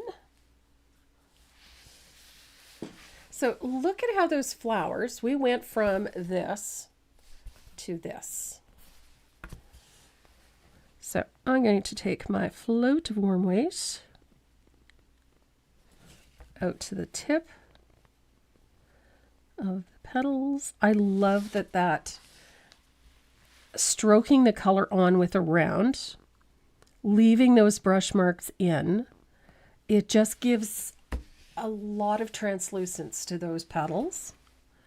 And then putting this brighter highlight at the tip of the leaf and letting the other end of the float, that softer transparent end of the float, mute the other colors just a little, gives you such tremendous depth in these flowers. I mean, look at that. So I'm going to rinse out this brush.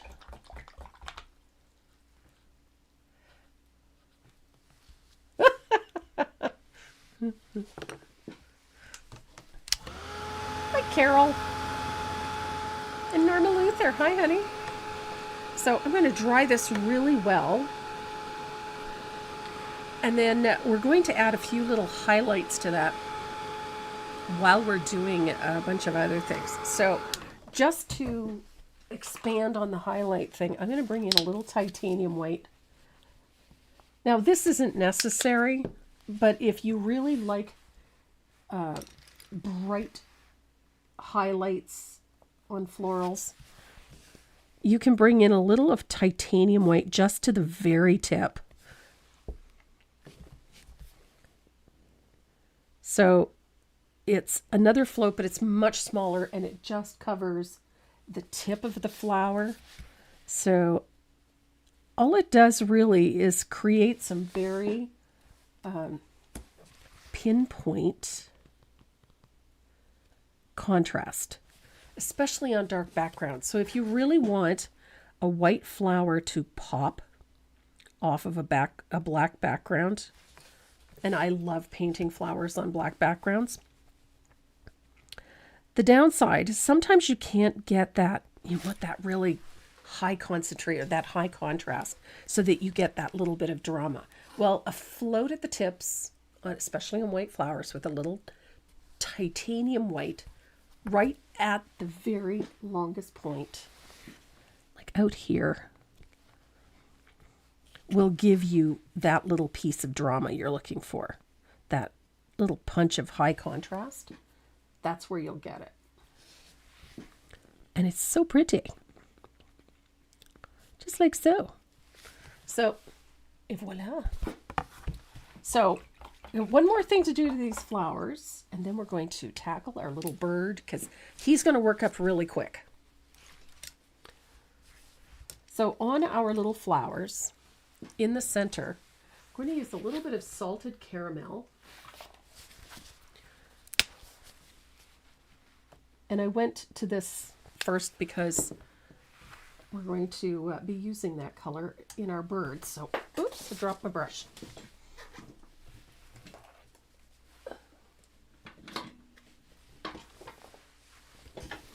So in the center of our flowers, I dropped my brush and made a mess of it. We're going to, oh my goodness. So in the center of the flower, you're going to put a series of little tiny dots. First with salted caramel, and as tiny as you can get them. Little ones, and it's, you know, a small little circle of dots. And the salted caramel is the yellow that I would have talked about, that I talked about earlier. Just a few little dots. Right in the center.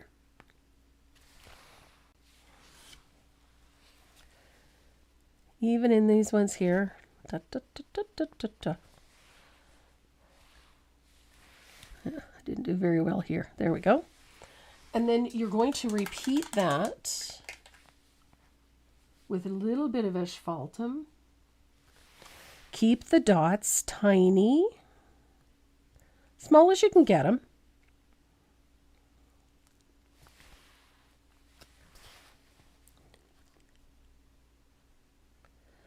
Don't want really big chunky dots. And I'm talking like 5 or 6 at the most. 1, 2, 3, 4, 5, 6. And they're just randomly in the center of that flower.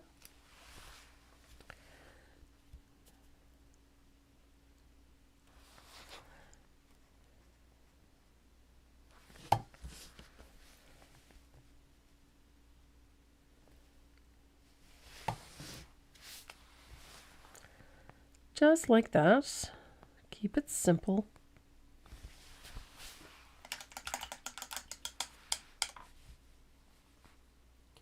And then you're going to use either warm white or titanium white, whichever you have on hand. And you're going to add those dots. They're a little bit bigger. I like to keep them in a nice tight little circle in the center. Just like that.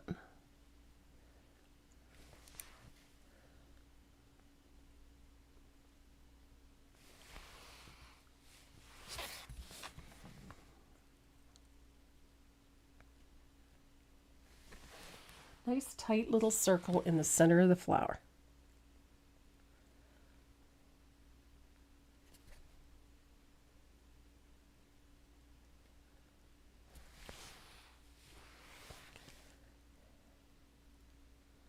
Here we go.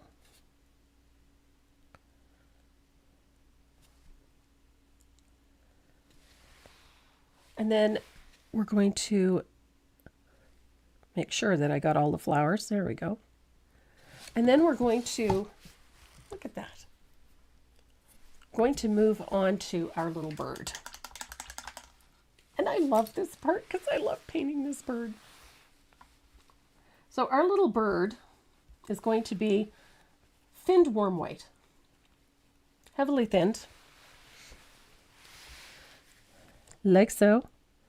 And it, oh, it's even a little too much color.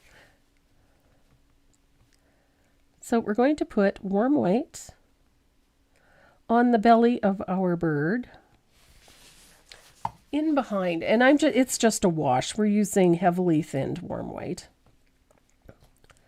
right up to the edges of the wings, comme ça.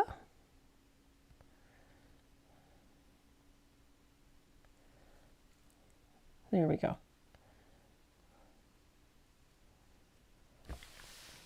And I'm going to do the same thing on the head. Again, it's a very light wash of that warm white.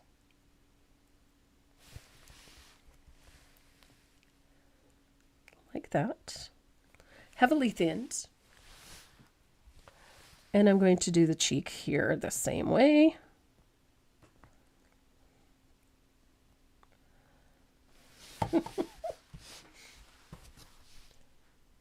Just like that. And then I'm going to switch to a smaller round, and we need a little bit of the color out of our can, which is that Williamsburg blue.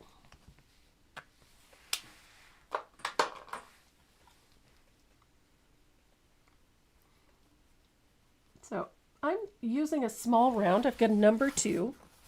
And we're going to paint the tail feathers. Nice little stroke in. Leave a little space between the various areas so that you know where each of the feathers is. Just a tiny little line. It doesn't have to be much. Just so that you know where each individual feather is at. And then you're going to stroke in each of these feathers. Just like that. And I like leaving a little space between them. They do not need to be perfect. Just like that. Okay. You can see, not perfect. And then each of those little feathers that's right there gets a coat. And make sure you space between those as well. So there we are.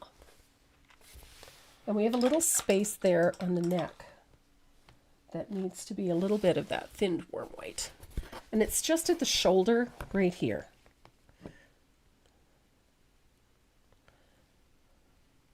There we go.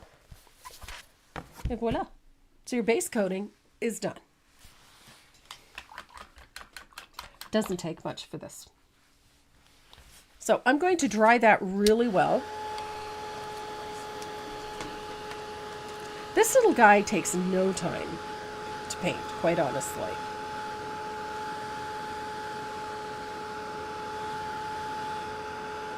So I've got his belly base coated. I'm going to grab my angled shader again.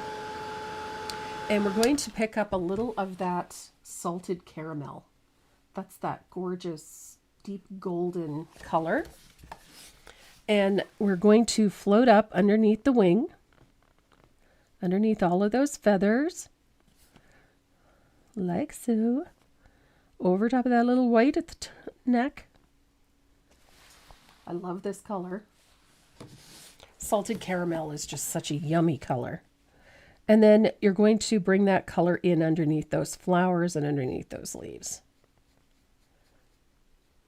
And then we're going to dry it. And then we're going to do it again because I want this a little deeper, I think. It's not quite golden enough for me. I have a very simplistic way of painting birds.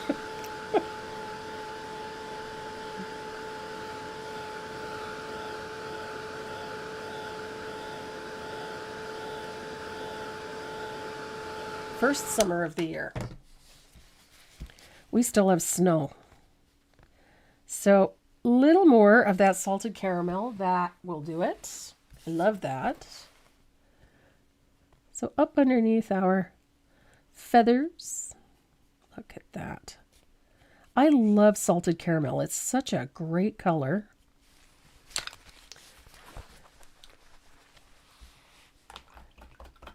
How pretty, pretty. And then I'm going to take that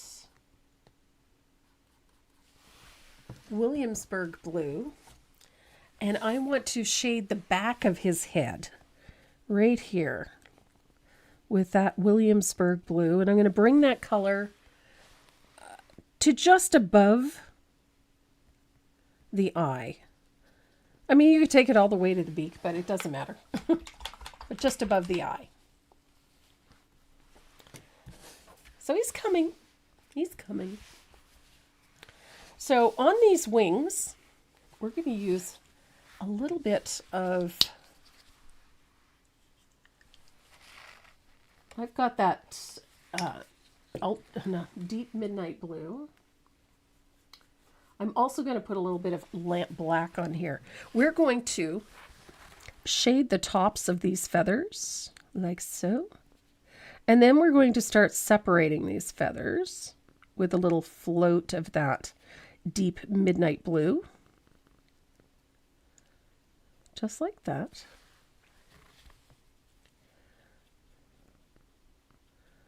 And at the tail, Such a great color, this deep midnight blue. So I'm going to separate these feathers with a float of deep midnight on that line there. Need a little float underneath the wing. And another little float there. We want to get nice shadow right there. Perfect. Nice shadow. Separate all those feathers. Just like that.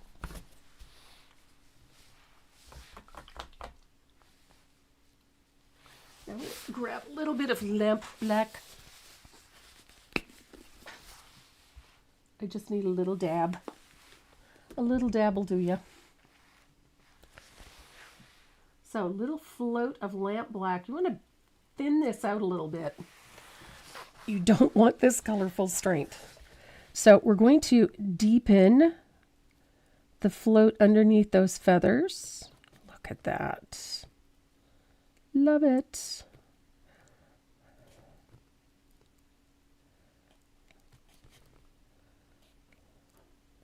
And then you're going to pull that black along that line that separates those feathers.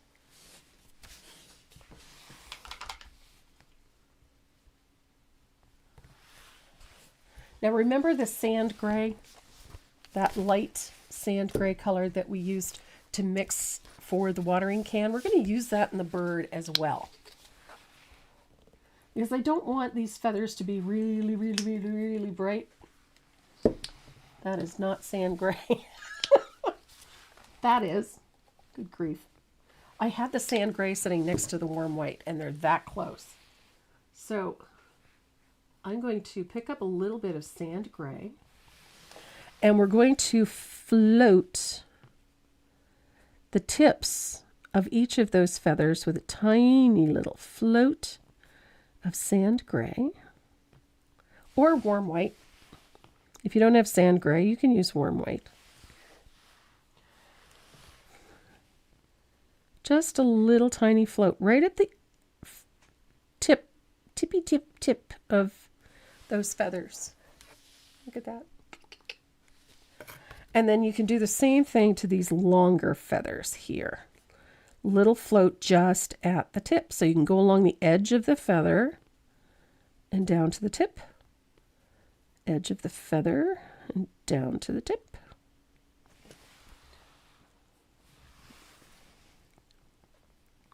Ooh, didn't have enough water. Too much paint, not enough water.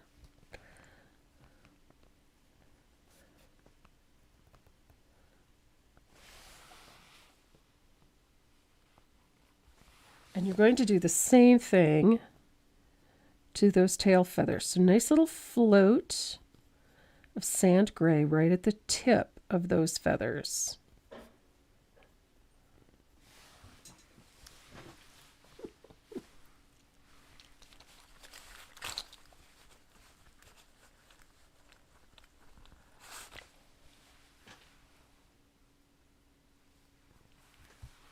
This little bird is going to come together very quickly now. So I'm just brightening that highlight on the edge of the feather with a little bit of sand gray. And I'm going to take a little of that deep midnight blue. I'm going to bring a little of that back here just to deepen those feathers.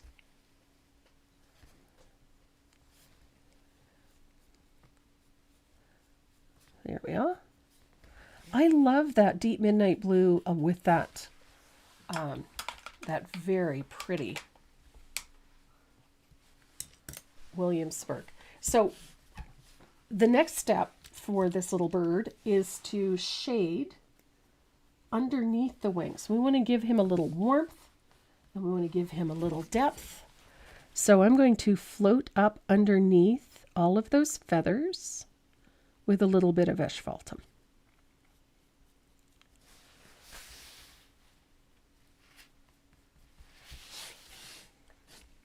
And you can get quite heavy-handed with it. Don't be shy. because we want a nice shadow back there. And then we want a nice shadow in here too, to separate, tuck our little bird in behind these leaves and in behind the flowers. So we need a nice shadow back there too.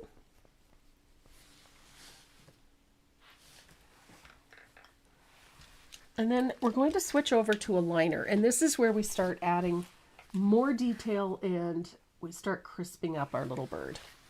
So I've got a little bit of sand gray in my brush, and I'm just going to bring a fine line to the leading edge of the feather and onto that curve, just a little stroke. And I'm going to do it to the feathers and the wings as well. It just helps define the feathers a bit better. And it also brightens them and makes them stand up a little bit. I am no Sherry Nielsen, so my birds tend to be a little simple. I love Sherry's work, but her birds are just awe-inspiring.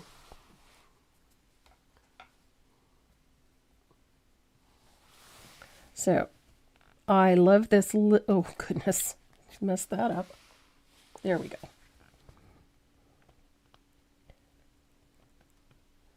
Nice little highlight on the leading edge of the feather. Bring it around to the end, because you need that little highlight. There we go. And then while you've got that sand gray out, you're going to bring a little of it right here.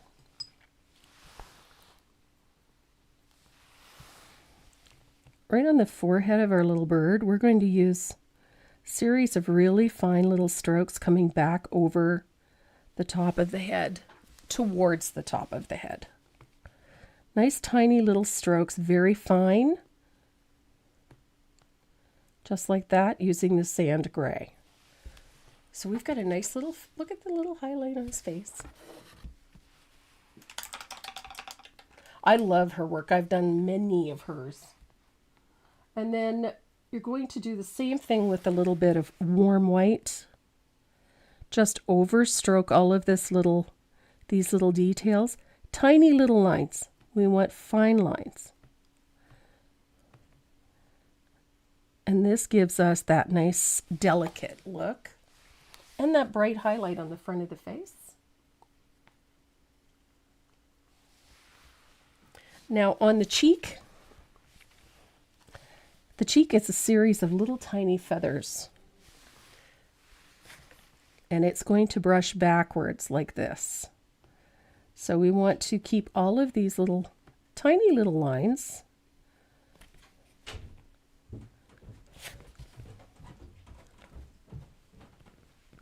Almost there, bud. Coming to check.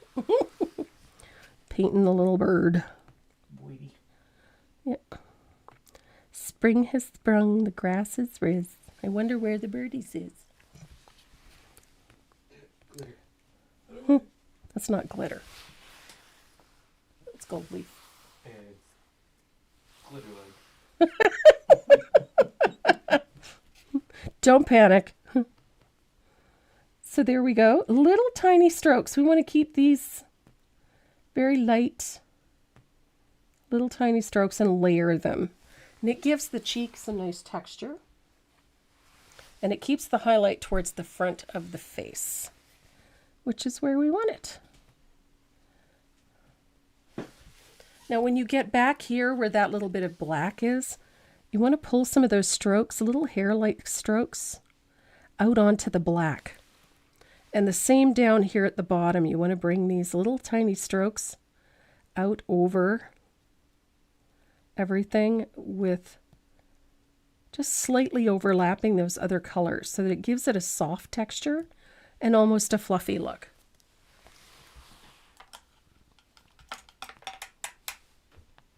Now I'm going to take a little Williamsburg back here and do the same thing.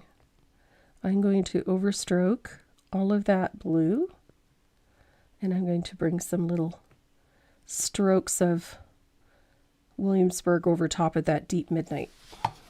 Just gives him a soft appearance.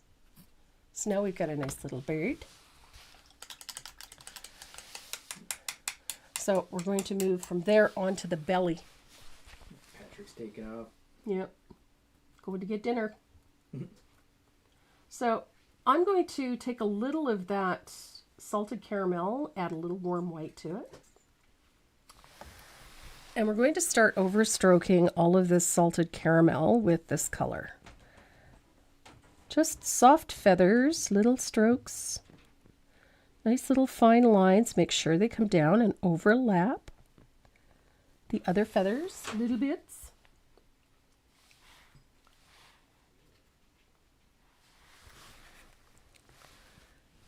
And we're going to do the same on the chest. Nice little hair-like strokes.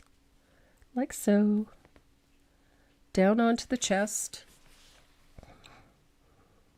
This is just the salted caramel and a little warm white. It's just going to give our little guy a little more texture on his belly. Like so. And I like that. Just a little texture back here on his toes. Just so that we know where all the feathers go.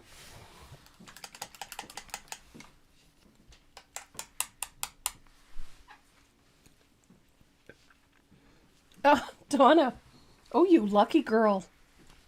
Say hi to Marco for me. He's always so much fun and his paintings are spectacular.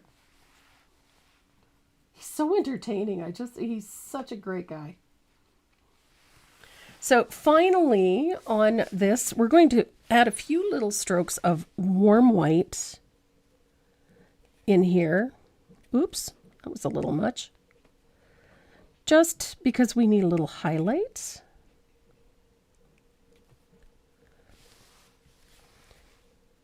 And it doesn't need to go everywhere. We're only going to come down a little bit. There we go. And then we're going to come out onto the chest here. Now this little guy is black, but there's a little highlight. So we need to bring a little bit of white. Just some fine lines out here.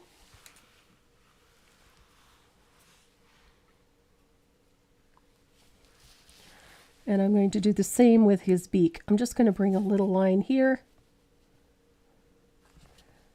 And then a small line out like that.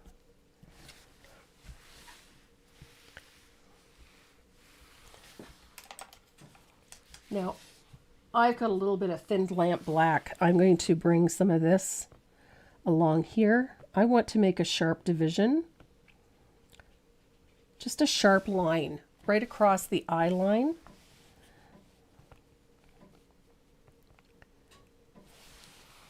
And then I'm going to use the end of my brush with some warm white. So where that eye goes, we're going to split that line. And I'm going to put a dot of warm white, just like that.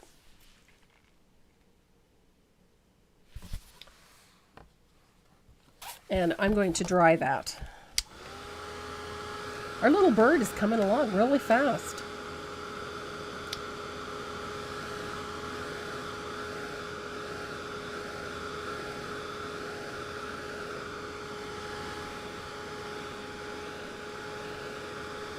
Oh. Migraines, thankfully. Zombie birdie. It's not going to stay that way, I promise. So I'm going to grab some lamp black and we're going to put a dot of lamp black in the center of that white, oh goodness, that white dot.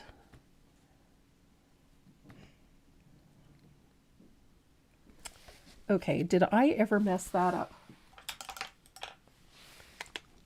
Yep, did I ever? Okay. I'm going to redo the eye because I can't. Good Lord. Loading my brush, put my finger in paint. I'm a tragedy today. Okay, let's try it again. You know what? He's sort of a play on, we have these red-breasted nuthatch here. I just love them. He has the wrong beak for a nuthatch, but his color's right. Magic spit. Yes, it is. We can name the bird Bobette. Okay, take care, Donna.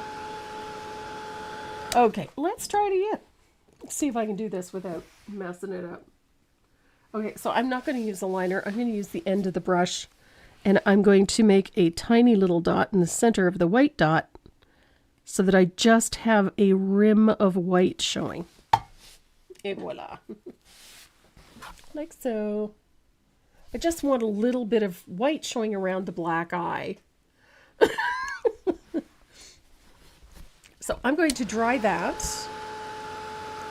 And then we're going to use a little bit of warm white or titanium white or white, whatever white you have. And we're going to put just a little dot for a highlight. I can do it without making a mess. There we go. That'll do.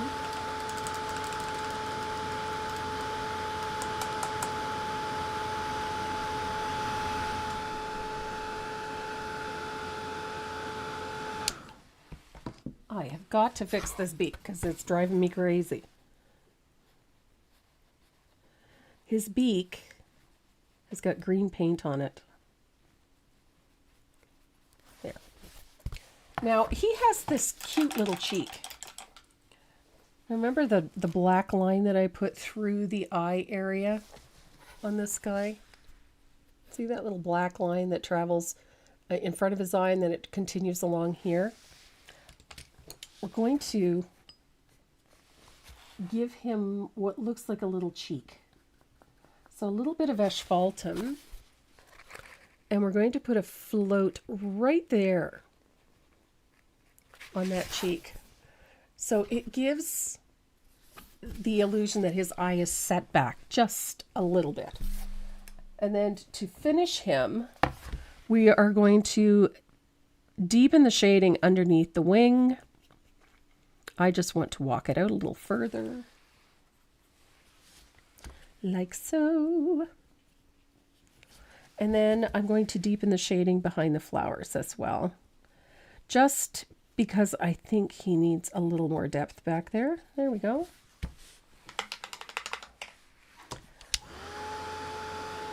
So we have just some little details to do in here. And almost all of them are going to be done with a liner brush. So we're going to start with the leaves. So I'm going to come back to my my avocado toast, if I have any left in there. Good gravy. I guess I need another bottle. This one is definitely empty. I'm pretty sure I have some more. Yep.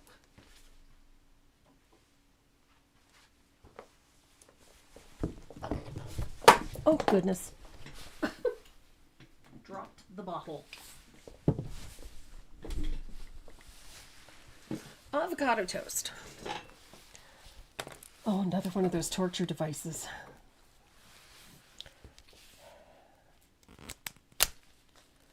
Oh, I detest these things. I don't know. I think the plastic that they make these out of is different. Because holy hell, is it ever tough? There we go. There. So, we're going to start with the leaves.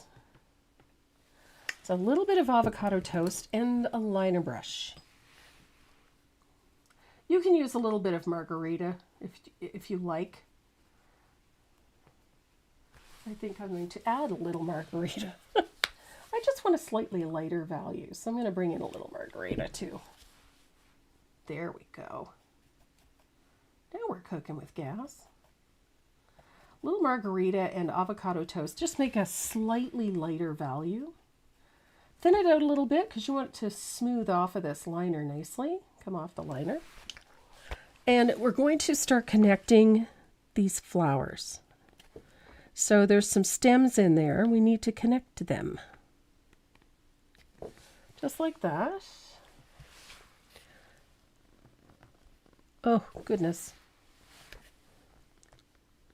There we are. A few little stems, branches,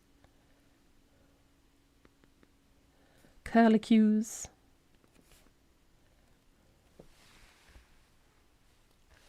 Now, I like my leaves to look delicate, so I'm going to use a little of that avocado toast margarita mix to put a soft, fine, squiggly line around my leaves.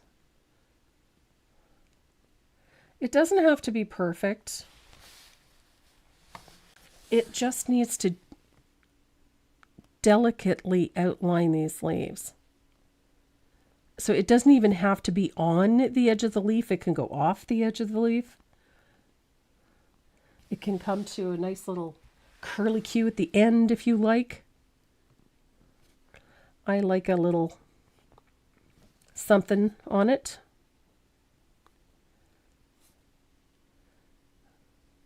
I like that little curl at the point of the leaf. It just makes the leaves look softer and more delicate. And then, of course, you got to do your curlicues because, you know, what are leaves and whatnot without curlicues?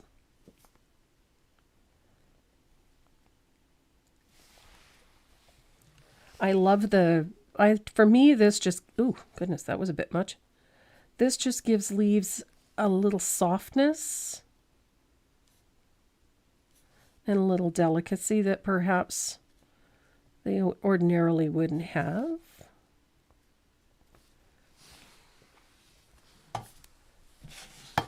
And it also helps give them a little more shape and a little more definition, particularly when they're on a surface like this. You want things to stand out a little bit. So I like the idea of being able to add a little more movement to the edges of leaves with just a little bit of color.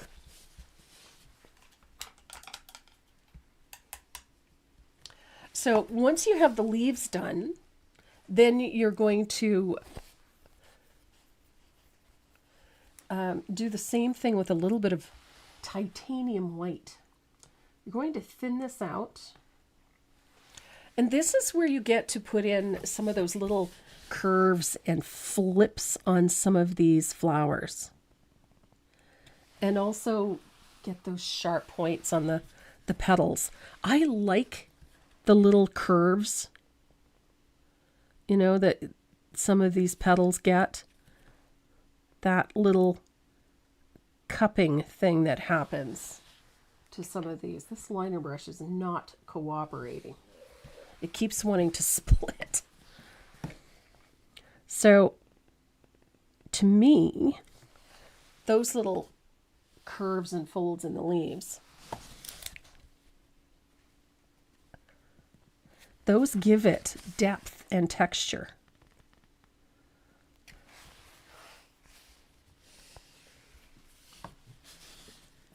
And I love the look of it. So, getting that little fold on there, putting that highlight on, just works wonders. And at the same time, you can add that little crisp line to the edge of the leaf or the edge of the petal and get that sharp point out there. I love that. Just like that.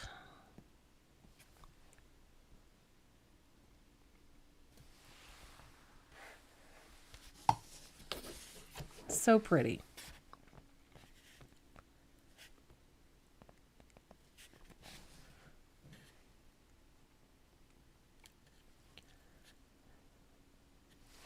So don't be shy doing those little details. Crisp white. This is where that beautiful titanium white comes in. It gives those flowers a very lacy feel. And it gives them a little extra depth at the same time. So don't be shy with it. So I love this.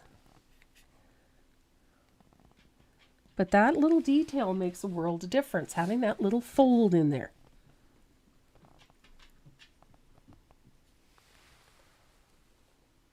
It just makes the flowers a little more delicate. And I got one more down here. I'm going to give that a nice little fold there. And one here.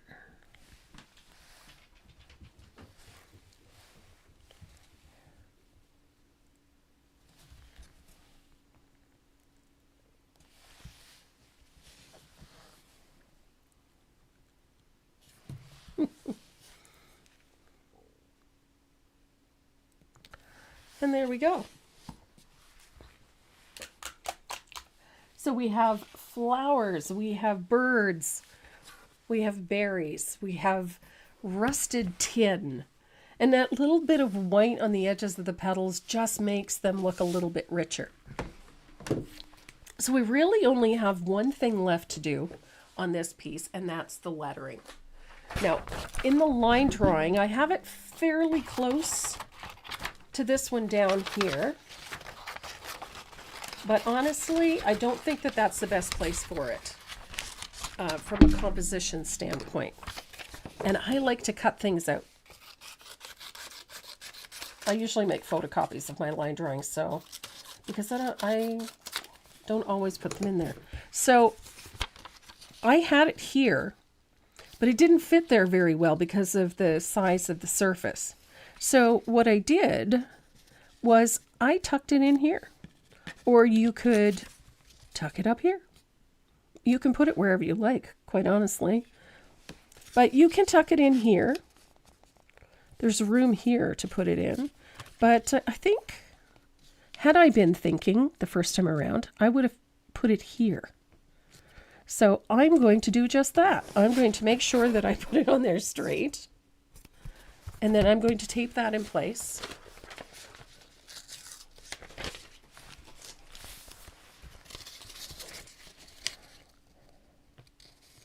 I think I'm going to come down a bit. There. Okay. Good. And I'm going to use a piece of white graphite. And my favorite red pen. This is a 3/8 or 0.38, sorry. A 0.38 red gel pen. And this just makes life a whole bunch simpler, quite honestly.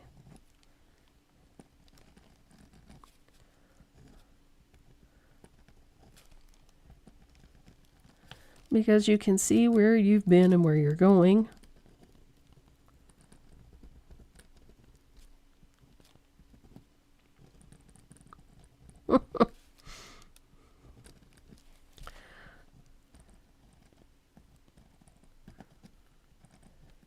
And just trace your lettering.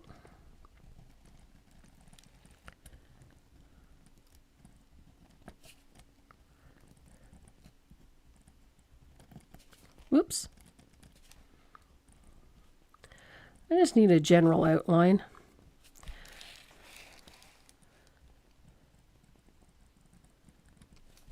There we go. Now I'm going to be using a 0 rigger to paint this lettering. And one thing that I really love about this particular style is that we don't have to have fully opaque lettering. We don't have fully opaque flowers. We don't need to have fully opaque lettering. I like the idea that the lettering looks a little worn, that it's not solid. It doesn't look like it's been pasted on there. I like that the lettering is a little translucent. So that works really well for this piece. So I think I have it all. Did I get the zero? Yeah, I did. No, I didn't. Missed a spot. Right there. Okay. So generally when I'm painting lettering, I like to keep my paint very thin. It makes everything so much simpler. So my paint is very thin. And I'm going to use a 0 rigger if I can find one. I have my 10-aught. To find my 0. I gotta get some new riggers. Mine are looking a little shabby. So a 0 rigger. And I'm going to use a little bit of Joe Sonia's and my warm white paint. And I'm going to thin out the paint quite a bit. It's going to be like milk. Quite literally. It needs to come off the brush very easily. And it doesn't need to be fully opaque. So I'm going to start with the A.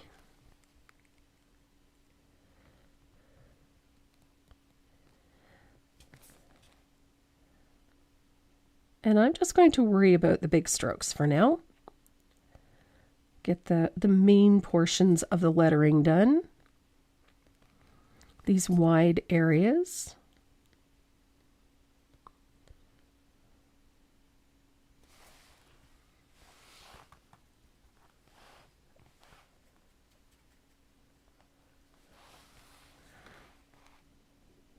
Oops. Been saying oops a lot today. I've dropped my brush. I've made all kinds of messes today. Nothing unusual. Now, when your brush is well loaded, just putting a little pressure on it will get the job done. And this brush is just, I've gotten that magic mix where the paint is just right. And so it's coming off the brush really nicely. I have my moments. Sometimes I have more than a moment. Sometimes I have days, weeks, months where I couldn't paint my way out of a paper bag. So here we go.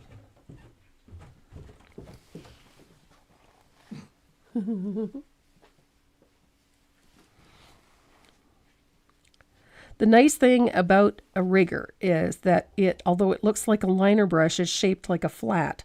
So it has a chisel edge. So it makes it so easy to do these things. So now I just have to do all of the connecting work to get all of these fine lines connected to those wide areas that we spent all our time painting.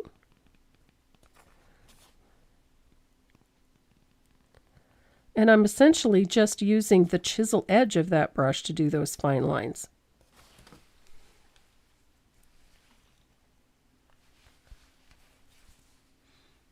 Buku to names. Marco says hi. Such a great guy, Marco. He's so nice and he's so unbelievably talented.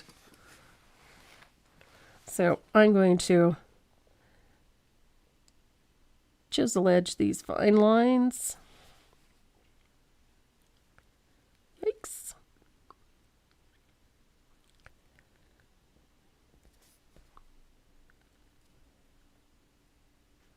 And I hear pause. what you hear is the dog shoving her head through the door, through the cat door, trying to follow Renee down. She's only 10 times too big to fit through that door. She used to be able to fit through it. Used to. Not anymore. She fit through it when she was, what, 15 pounds? Yeah. 75 ain't getting through that hole. Nope. So I'm going to dry that. With your new spanky. With my, what does that say? It says au jardin, in the garden. That's what it means. Jardin is garden. Au jardin. In the garden. So I'm going to dry that, and then I'm going to grab my favorite black eraser. I'm going to clean this up a little bit. Just to remove the graphite lines. Da-da-da-da-da. I want to just lightly distress that lettering. Just lightly. I'm going to be very gentle. I just didn't want it fully opaque and it's a little too bright. There we go. So if I take a little asphaltum, just tone the lettering. Oh, I missed a spot. How could that happen? Right there. Nobody would have noticed. I did. Except you. No, they would notice. There we go. Now, I only have one thing left to do. Gonna grab my white gel pen.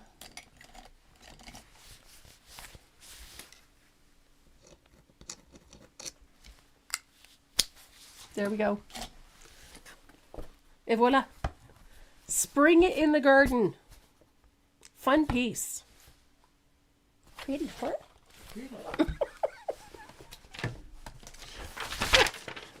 What a mess I've got going here. Hang on 2 seconds, I'll hang this back up. There we go. Alrighty. Prize time. It is prize time.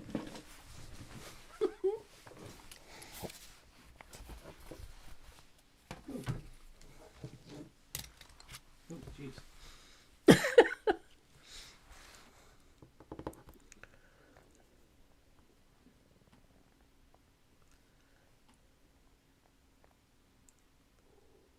Yes, I fixed the top of the A.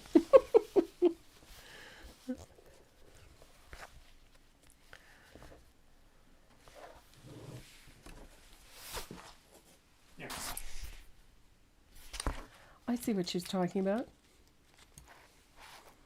The top of the A. I just realized. See, I told you they'd notice. I But forgot. You fixed the bottom of the A. I fixed the bottom of the D, but Ah. I didn't fix the A. Hello. See? They're a watchful bunch. They don't let me get away with anything. Don't forget the teeny tiny leaf. Hi, Sandy. I'm glad you guys enjoyed this. Next Saturday we're gonna be doing another fun one. I did a series a couple of years ago using farmhouse country kitchen as the theme. And I did one with a mixing bowl, one with a teacup. And I like them both, but I wanted to continue that. So I'm working on a coffee cup right now, or a coffee pot. That's the one we're going to be doing next week. It's with the coffee pot. Percolator. Percolator, whatever. Coffee pot. Old-fashioned coffee pot. It's a percolator. Or it's a percolator. Okay. Percolator. It's a percolator. It's percolator. Okay. So there we go. We've done spring in the garden. That was a lot of fun. I enjoyed that piece. Kelly, thank you. That's awfully sweet. I am feeling a lot better. Yes, I am doing another series, another couple more for that series. I love those. See, it keeps on doing my word. Oh, I have those days where even my mouth does that. Holy smokes, 173 people on that wheel. So are you ready? He is. He's got papers, he's got things, and the spin button, let it rip. Whoa. Stop sniffing the marker and just hit the button. Oh my goodness. Anne McGaw. Hey-o.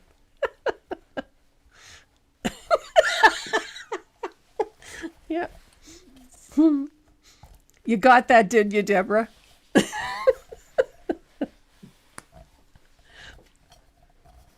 I'm kind of loving the old-fashioned coffee pot, too. So we're going to have some fun with that in the next couple of weeks. So, Anne McGaw, congratulations. It's a percolator. It's...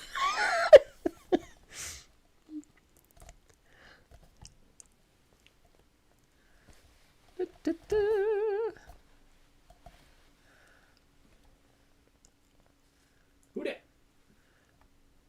Lillian Zeich. Awesome. Lil. My laser engraver's here. Oh, is it? Renee bought a laser engraver.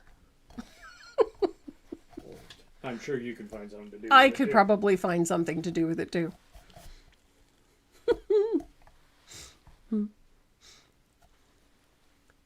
And we've got one more. And just to reiterate, we've got some great little pencil sets going into those giveaways this week, along with some Dynasty brushes and, of course, a little Iris Rorwick. She won during the members group the other night. I spelled it right. You spelt it right this time.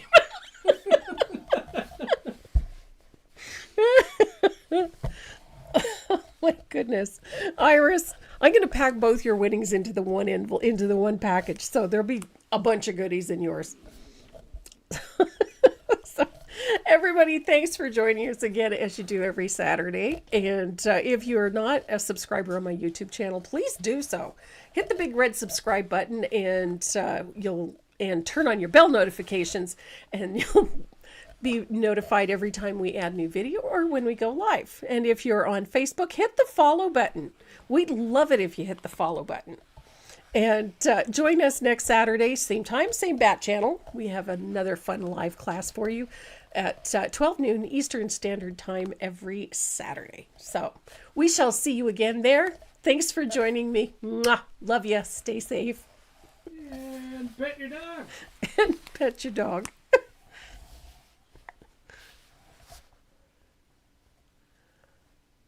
Oh, yeah. Take her to Costco? Oh, no. Not a good idea. No Costco for this woman. That's dangerous.